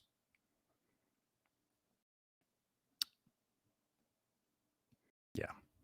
And I've had other people who said their health problems started when they were a youth, spraying glyphosate in yards on weeds, and they were wearing like shorts and flip-flops. And she told me she distinctively remembers the wet weeds brushing against her legs.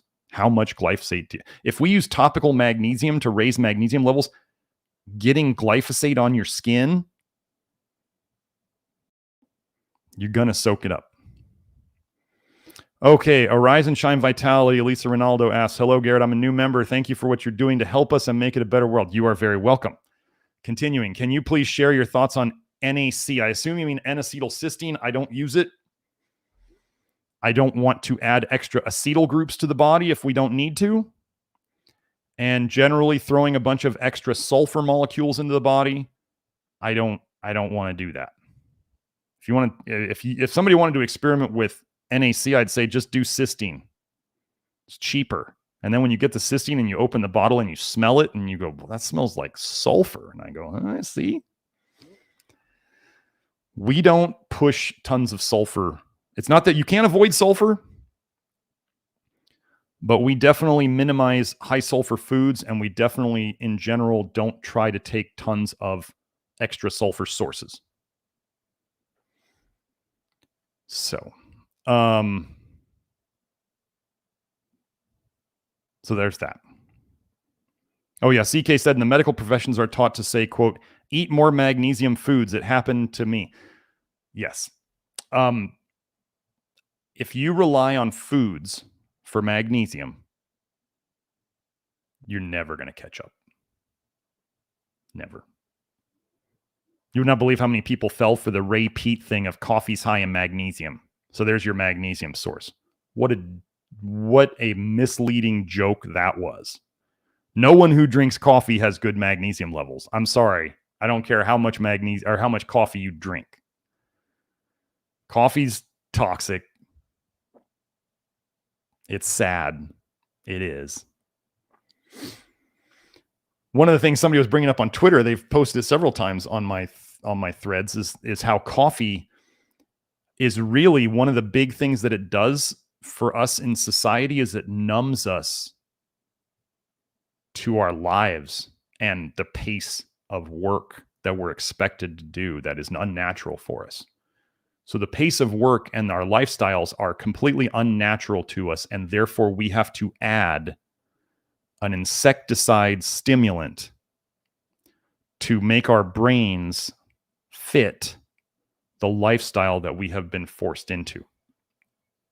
And there's other people who have written articles about how, like, our lifestyles today are basically almost designed to be fueled by coffee. This is why they sell coffee on every street corner. If you see something sold on every street corner, probably not good for you. If there are entire stores devoted to it, like, oh, I don't know how many coffee shops are there out there now. 90% of people drink coffee on a weekly basis in America. Not caffeine, sorry. 90% of Americans use caffeine on a weekly basis in America. That's the biggest addiction out there. That should throw up red flags everywhere. And then they say coffee is one of the highest pesticide crops. That'd be weird. They get everybody addicted to something and then they poison it. That would be so weird that they would do that.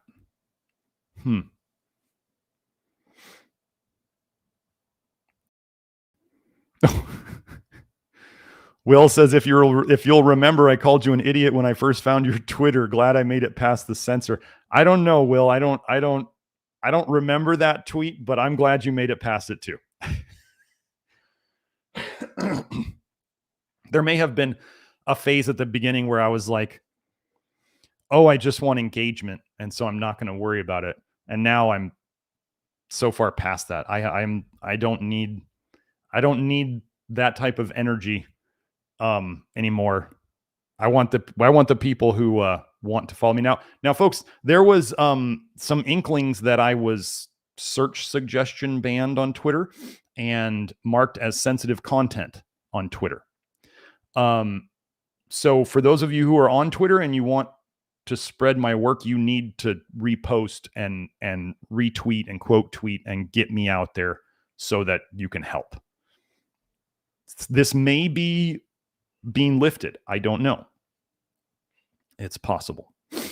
So yeah, NutriDetect on Twitter. It's not Nutrition Detective. It's NutriDetect. Because they only let me have so many letters. Okay. Matej says, if you know you have very low zinc because of diet and other depleting things, is it forgivable to do a bit higher zinc the first month in, starting the zinc, and then only doing 30 milligrams without testing? Well, okay. If you're not an active client of mine, then you're not an active client of mine. If you're not testing, you're guessing. This is just the reality. I'm not, not everybody can test with me, but if people go and start taking, I can give some generalities here. Men generally can tolerate higher doses of zinc than women. Men generally need higher doses of zinc than women. Has to do with androgens, testosterone, and all that stuff. And one of the best ways to not waste zinc is to not waste your seed, gentlemen. Wasting your seed is the fastest way to zinc deficiency out there. So stop giving all your energy to the corn videos, as they say here on the YouTube, and stop giving up your vital fluids to it as well. But if one was going to do a higher dose of zinc with a time limit on it so that you're not on it too long, then is it forgivable? I mean, is it forgivable? The only final answer to that is your body. Your body will decide whether it's forgivable or not. The excess zinc, usually when people take an excess amount of zinc, if they're paying attention and they're not what I call a sledgehammer type. Sledgehammer types are the type of people where they only seem to notice something changes if you figuratively hit them with a sledgehammer. They're the types of people who will overdo things before they realize they've overdone it because they just don't seem to have any sensitivity for it. And I'm not judging. I name these people. There's like hypersensitive people and there's sledgehammer people. They both exist. We just deal with them. We figure out ways of dealing with them. So sledgehammer types need more testing because they don't feel things. Does that make sense? So if you can't give feedback and you can't tell if it's helping you or not, we better look at your labs. Hypersensitive people, sometimes the labs may say they're deficient in things and they try to take stuff and they can't take hardly anything because they react negatively to it, probably because their liver is so toxically full and slow at getting rid of stuff that when we put in anything that starts detox, they start dumping too much stuff into their system and they feel terrible. What do? We deal with both of them. We started working with a guy, he was on an all muscle meat carnivore diet, couldn't take any supplements, either couldn't or wouldn't take any soluble fiber. Okay. He did the program long enough, stuck with the stuff. Eventually he could take psyllium. Okay. Improvements. Kept going with the program. Eventually he was not so sensitive. He was able to take the supplements that we talked about. So these sensitivities at the start are indicators of being really, really toxic. And this was a guy who had been carnivore for a very long time. So carnivore didn't fix his problems. If you're a carnivore out there, even an all muscle meat one, most people go organ meat carnivore. And then once they realize that that's not working, then they go muscle meat carnivore. And that may help for a good long while. And then after a while, they start going, wait, I'm kind of stuck and I may be regressing.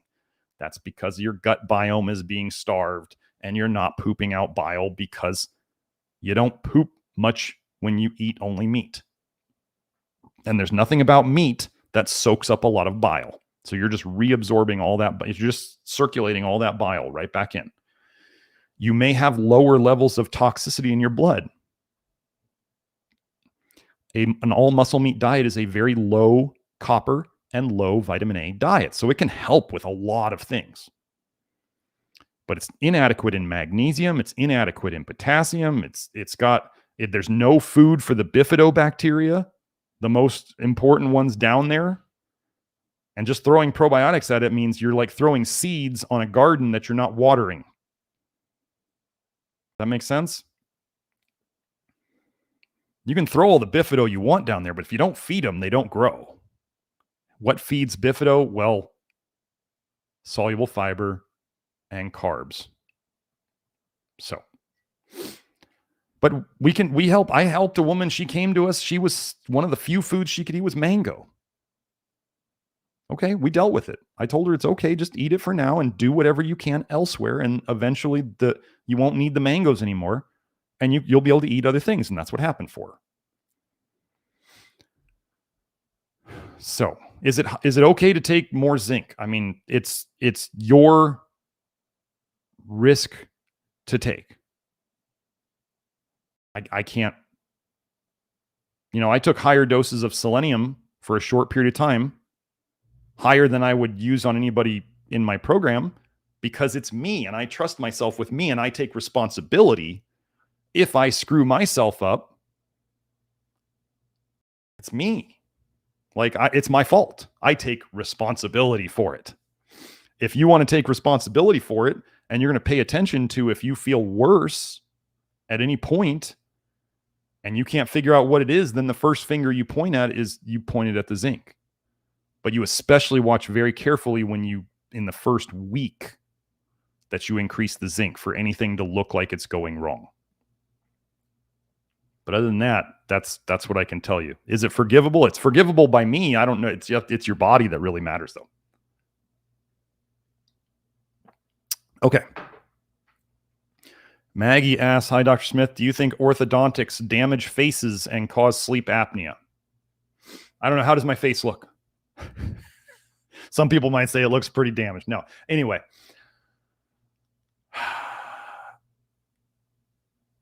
I think people, okay, I've been over this before. Jaw malformations, palate malformations, cleft lips, cleft palate. Let's think about those as like the most severe palate malformations.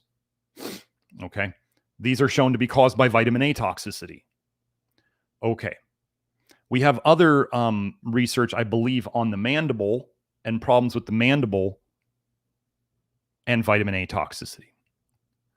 So with jaw and teeth malformations, are they probably related to toxicity? Yeah. Vitamin A damages bone formation. Teeth and your palate and your jaw are bones. I had orthodontics myself. I have smaller teeth in general. And I used to have a lot of spaces between my teeth. I still have my obvious one, my Madonna tooth gap, right? So, and they did a lot of work with rubber bands to pull. I had an overbite. So they pulled my jaw forward. Do I think that screwed up my jaw? Yeah. Do I think that as I've gone through this process of so y'all can go, and some of you may comment on this already because you may have done it. Go back and watch my videos from 4 years ago. And look at my facial structure today versus back then. And yes, I have lost weight since then. I'm about 190 pounds now, and I was probably about 210, 215 for a lot of those early videos. So yes, I did lose weight. So that factors in. But there are plenty of people here who have said that they think my jaw shape actually has changed. And there was a period of time where I had like TMJ problems during the detox, which I actually believed, and I think I said it here on the stream, that I believed was actually my jaw changing and shifting, like maybe even changing its shape. So you can look at my old videos for evidence of this. Do I think that my skull shape may have actually changed back for the better since I've been doing this? It makes sense. If you can fix the toxicity, I think your body can fix a lot of the bone malformations. I'm currently in a bit of a struggle with the ex-wife over she's a big fan of orthodontics and I am not. And so we have this is the reality. This is so for those of you who are dealing with similar things, it's not just you. It's not just you. And do I know that my ex was horribly vitamin A toxic and copper toxic while she was pregnant? Yes. Absolutely. I didn't know how to fix it back then. So we're here today. Anyway, do I think it damages faces? I think it changes the structure of faces. The one thing I will tell you is obviously try to get your kids on a good, get them enough zinc, selenium, molybdenum. Don't put a bunch of vitamin A and copper into them. Those would be good things. So Will's saying, yeah, I think your head shape changed. I think it did too. So my skull looks less bloated. Well, I definitely look less bloated. One of the things, anybody who feels like they look at all bloated, he says I look much younger, more neotenous. That neotenous is more is youth like. Yeah, that's the simple definition of it, right? So where was I going with that? Do I think that orthodontics cause sleep apnea? I don't know that. I mean, it could. Let me get to that one in a second. Do I think that the damage can be fixed? I do think it can be fixed. I think we're seeing it in me today. Now, in terms of other people doing the vitamin A stuff, I mean, Grant looks pretty darn good, and he's at 9 years in. Grant doesn't supplement. I do. So there's going to be differences there. It's do I think they cause sleep apnea though? I mean, I think for me, even though I never really carried that much extra weight, I do think I especially if you look at my old videos, I used to carry more here, which is that weight on the breathing, tube. So you'll see, I mean, you can see that in my old videos. Absolutely. So I also have a very large tongue. Oh wow, I'm getting all fuzzy here. I have a very, very large tongue, and if it can fall back in my throat very easily and cause snoring. And that's why the only time I tend to fall asleep on my back is when I used to drink. Oh, and I was also drinking when I used to be more puffy. Back in the earlier days of the videos, I was definitely still drinking. I was, in an unhappy marriage and other stuff. I'm still human like everybody out there is. And there was even the time where we were doing the alcohol experiment where I was doing the alcohol experiment because I thought incorrectly that alcohol somehow sped up the vitamin A detox. It doesn't. It retards it. It slows it down. So don't do alcohol thinking it's slowing down your detox. There's still people on forums out there, the Wild West of everybody giving advice out there rear end who don't know what they're talking about. And they read this one study and then they think alcohol helps you detox. It's not a solvent.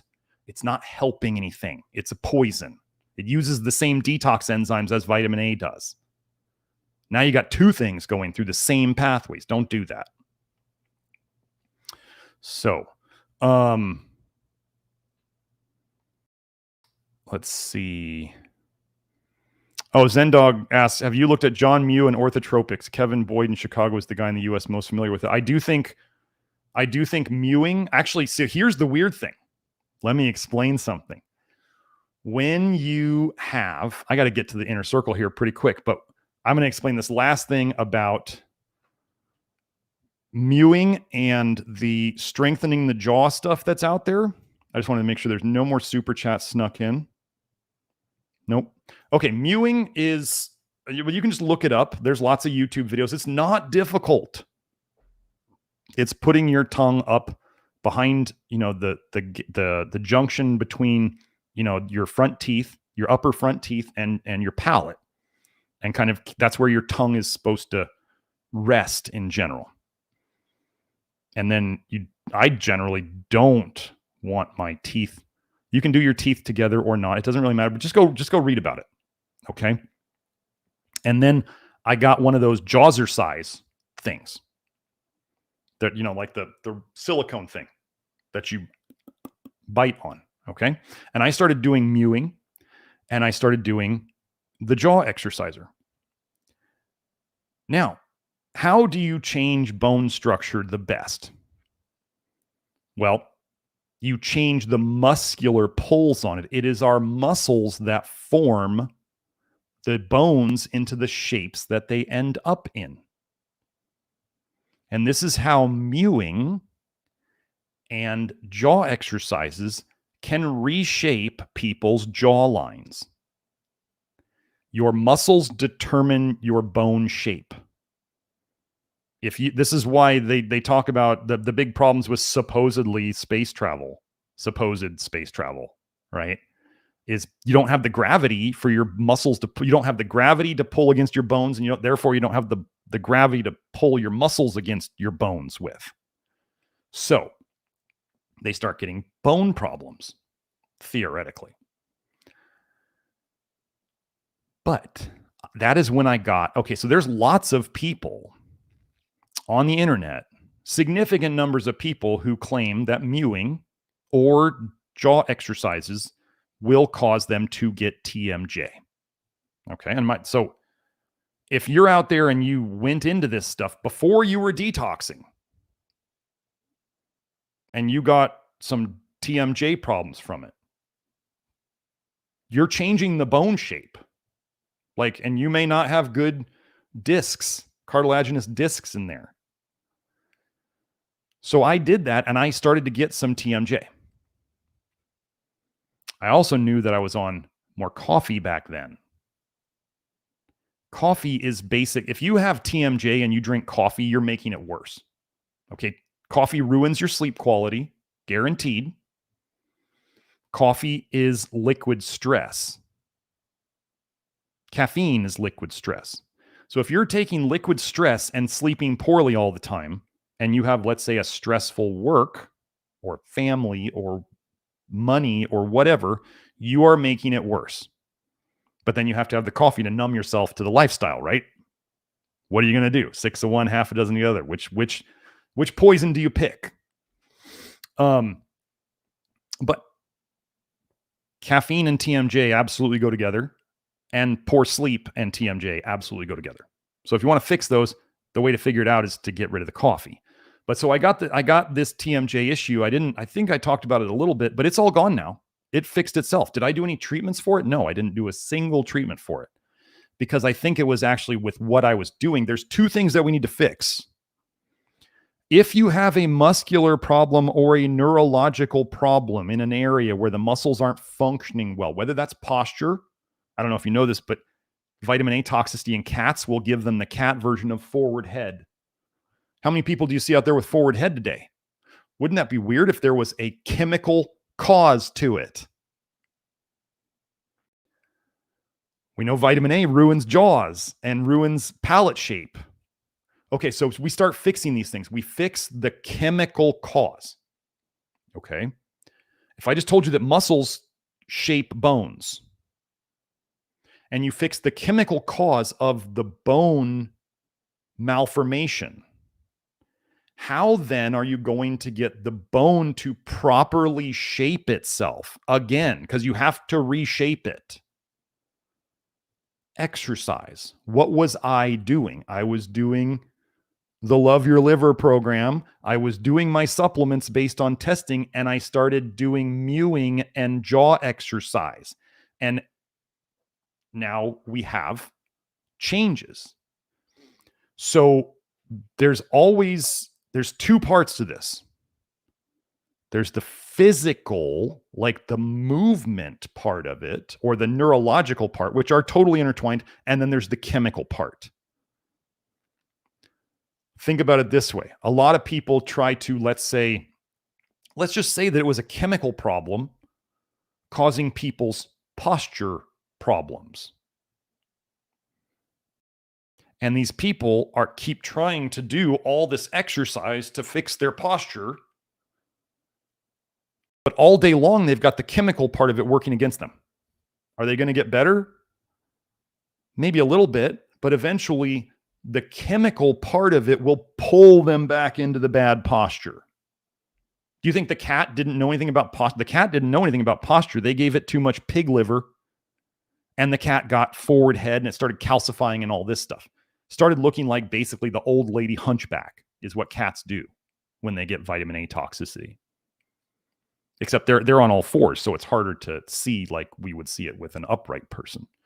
So then if somebody, let's say, gets rid of the vitamin A toxicity and the other problems that are causing their posture problems. So if they fix that, how are they going to fix the posture? Well, you have to get the muscles strong again. Not being toxic doesn't necessarily fix all the problems that happened while the toxicity was there. Does that make sense? Like if somebody had chronic fatigue syndrome, toxicity and deficiencies, and we fix that, we fix the toxicities and deficiencies, but they haven't been exercising in 5 years or 10 years. Does it make sense that they're all of a sudden going to be out like running 5Ks or lifting up, doing, crazy intensity, like high intensity interval training in the gym without building up to it again? No, they have to build up to it again. Okay. So this is like, there's two parts to it. So for those of you who are working on this stuff, there's the chemical part and there's the physical part. We need movement. We need exercise. We need that. If you don't feel good enough or if exercise wrecks you right now, only do what you tolerate. Don't add more stress to the system that you can't handle right now. Okay? When you're in first grade, you're not trying to do sixth grade math. Okay? Like you'll get there, but don't screw it up. I mean, if you screw it up, realize it and back off. So we need movement to be healthy. I was the head personal trainer at the U of A. I was a certified strength coach. Like I've done all that stuff. That was like, I was a person in the personal training game for 12 years before I was a doctor. I know my problem with relating exercise to people is I know a lot and it's really hard to start over with people. And that's not my area. Like I want you to find movement that you like. Like my exercise today it's a combination of bodybuilding and gymnastics strength training. And, there's original strength and there's all sorts of stuff. And like my workout, I couldn't just tell somebody like, do what I do because it's built on decades. Like I started working out in my room with dumbbells when I was 11. Like it's hard for me to go back to a beginner point for people. But the first thing you can start doing is working towards 10,000 steps a day of walking. That's the first thing you can do. If you can't do that yet, then do less. You'll get there as you get better. But we do have to pull the muscles on the bones to get them to reshape. So it seems that there's visual evidence that my skull structure has changed. People tell me that my skin looks really good, and I know this is kind of a guy thing, but I do nothing for my skin. Nothing. Absolutely nothing. What do you need for good skin? Enough protein and enough zinc. Those are the basics. So, and no vitamin A. Vitamin A is extremely toxic for your skin. So if you're putting vitamin A on your skin, whether it's Retin-A, have you all noticed, for those of you on Instagram, have you noticed how many tretinoin Retin-A commercials are popping up on there? And they'll just give anybody prescription poison so you can rub it on your face so you can absorb the most toxic form of vitamin A, which will maybe short-term thicken up your skin a little bit, make it look a little less wrinkly. And over time, it will make your skin thinner. The duration paradox will come about. You will pay a price. There is no free lunch. You take your retinoic acid, it thins your skin, and then you're addicted to it. And if you ever stop it, things just go to a heck in a handbasket. Unless you're working with us and we're undoing the damage to your liver. You absorb that stuff through your skin. I have a whole thread on Twitter about, here, let me find that thread. This will be the last thing for those of you who want to read it. Joe, you don't need to switch to it yet. I have a thread about that. There is research talking about the toxicity, the vitamin A toxicity that you could get from putting vitamin A on your skin.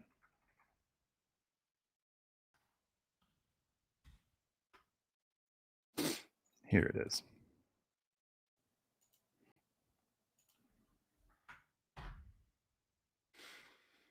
Yeah, this person got rid of their tweet where they were like, oh, vitamin A that you put on your skin, bow-tied fawn, I believe it was.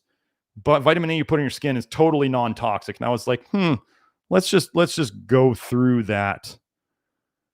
Like, here's an example of people not knowing their rear end from a hole in the ground about the science of vitamin A. Quote, the estimated contribution of vitamin A exposure from cosmetics leads to an increase in exceedance of the guidance level from 0% to 25% for those who do not use supplements, and an increase in exceedance from 10% to 75% in the group where supplements are included.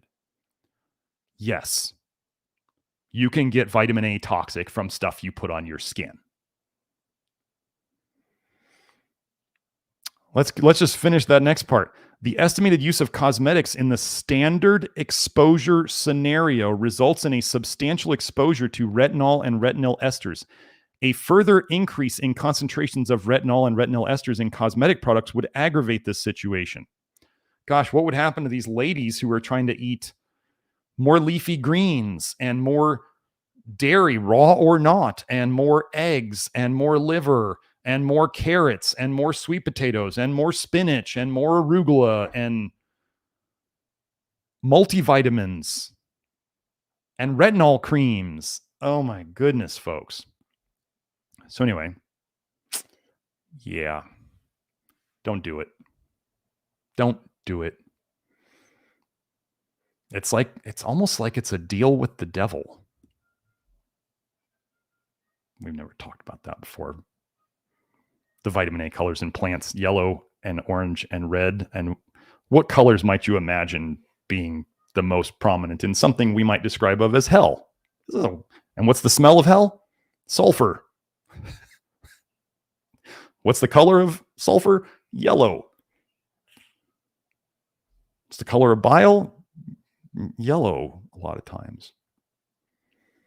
So anyway, I think that is all for today.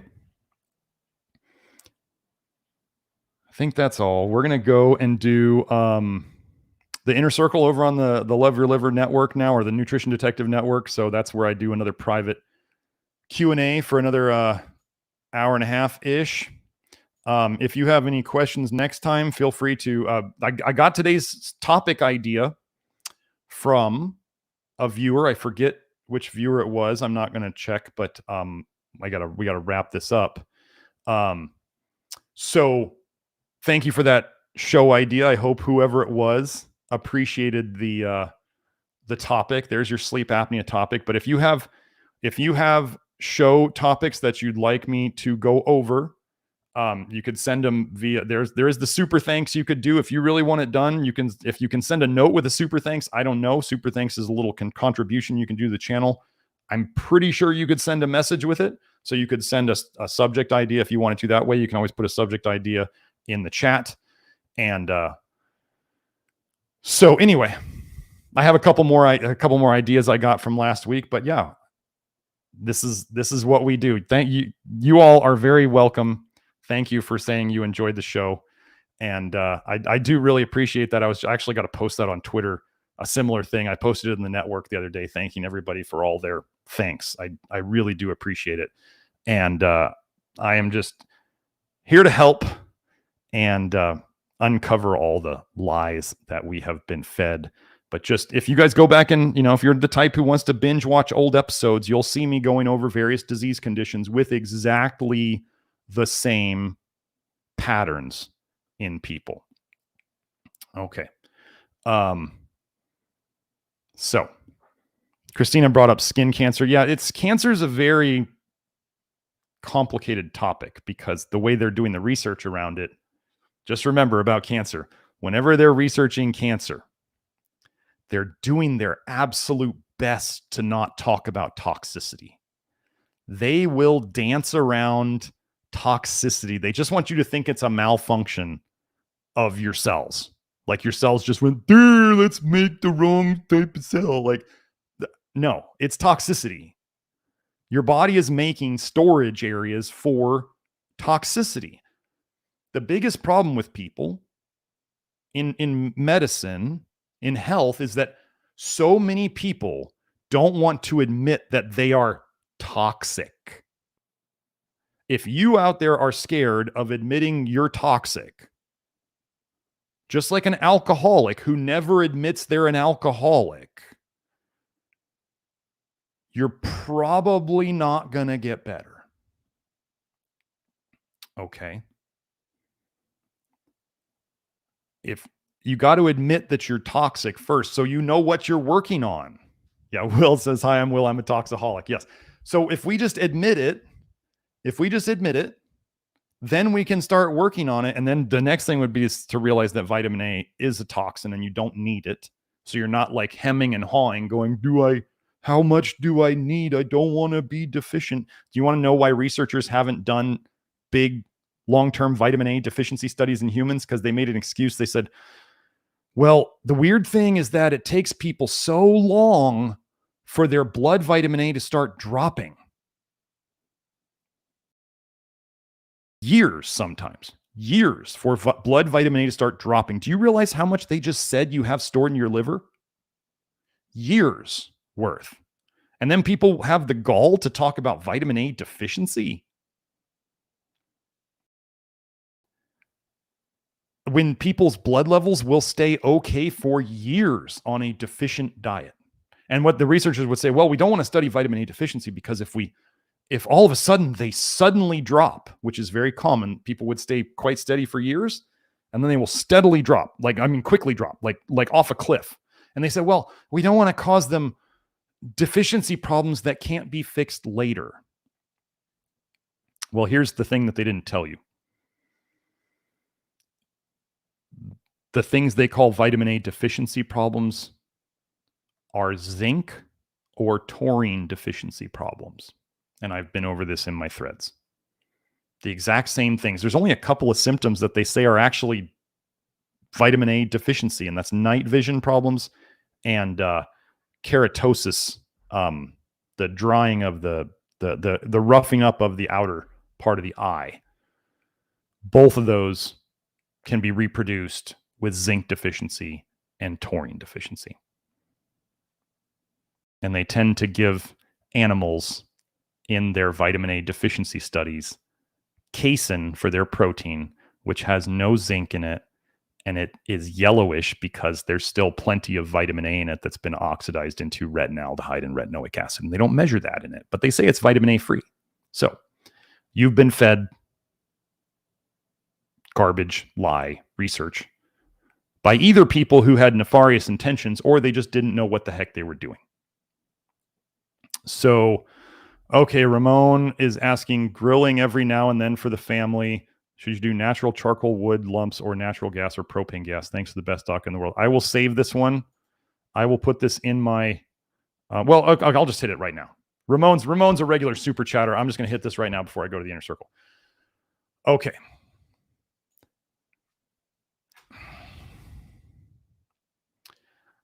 Now, I have not thought about this much.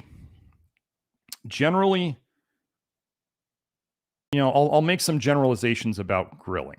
We kind of talked about this before. Grilling, like if you are charring meat,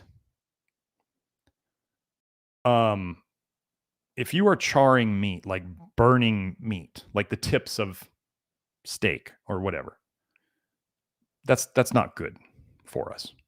It may add flavor, right? But it's not adding any health benefit. It is causing, those are combustion, not combustion byproducts. What's the term? They are known to be carcinogenic. Just the reality of, we're still going to cook our food. I'm not saying not to cook it, but the less you burn the meat, the better off you will be. There was a paper where this is a weird one because we normally don't use green tea because of the polyphenols, but okay. They marinated meat, ground beef, in green tea, and then when they cooked it on a grill, they couldn't find any of these nasty carcinogenic substances. So they were antioxidizing the oxidated stuff. So they were protecting it with that.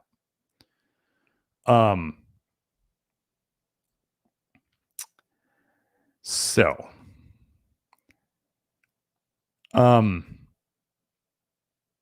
yeah, so there's that. I'm not saying to go marinate it in green tea. Natural charcoal wood would probably, so here's the weird thing. If you cook it, see, I don't know these facts. If you cook it with propane or natural gas, is any of the byproducts of the gas getting somehow absorbed or stuck on the meat so that it's not, so that you're eating some of these gas combustion byproducts? I don't know. If you can ever taste, like if you're tasting lighter fluid on your meat from charcoal, yeah, you're eating toxic stuff.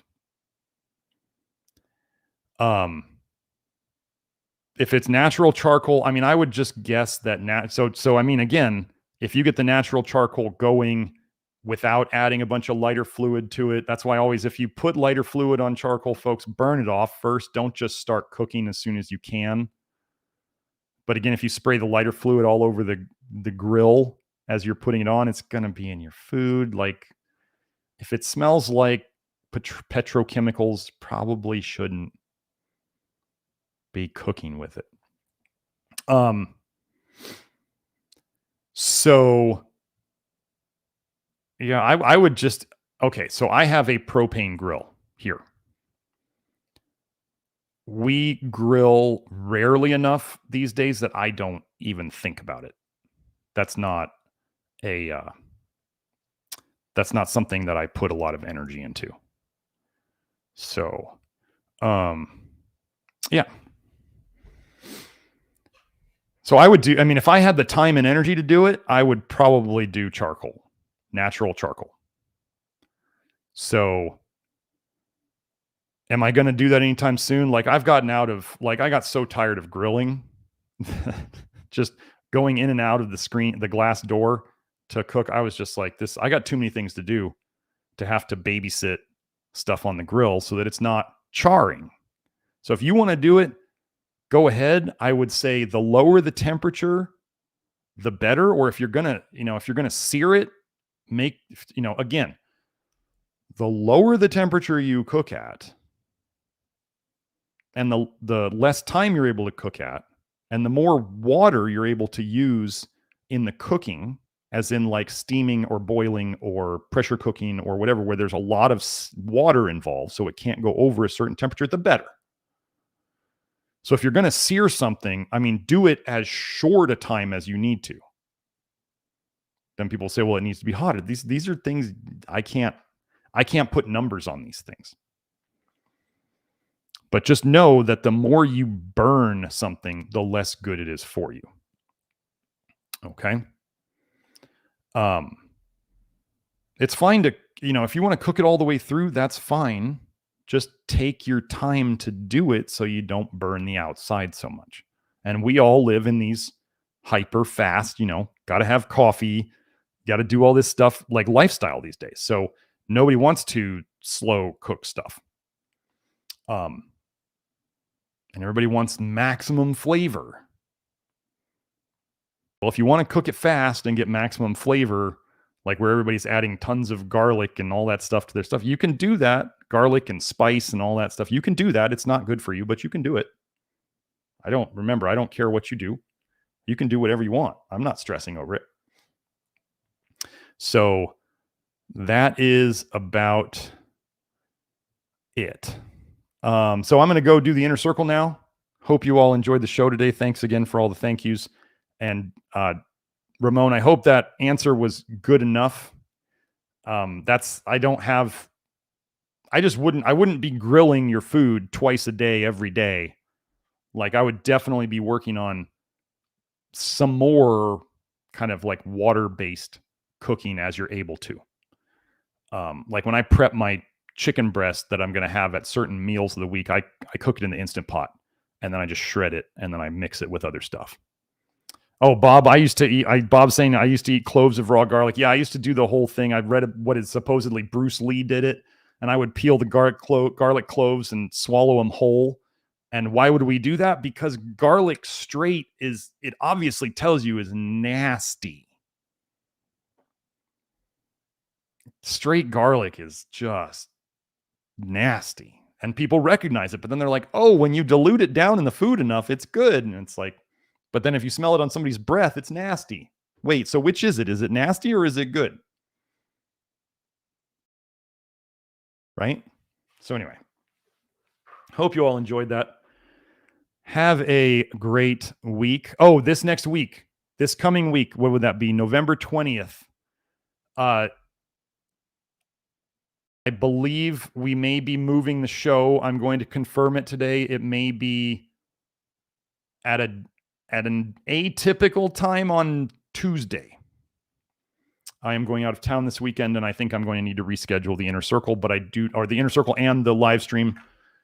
So I'm going to be figuring that out today, and I will put up an announcement on all of the social media about the time change, and I'll put it on the YouTube thing. So make sure you subscribe to the channel if you want to catch the abnormal time of this coming week. Make sure you subscribe. Make sure to like the video, folks. Leave a comment if you're here after the chat. And that helps the algos to know to share us around so that we can help more people. Hope you all have a great day. I will see you next time.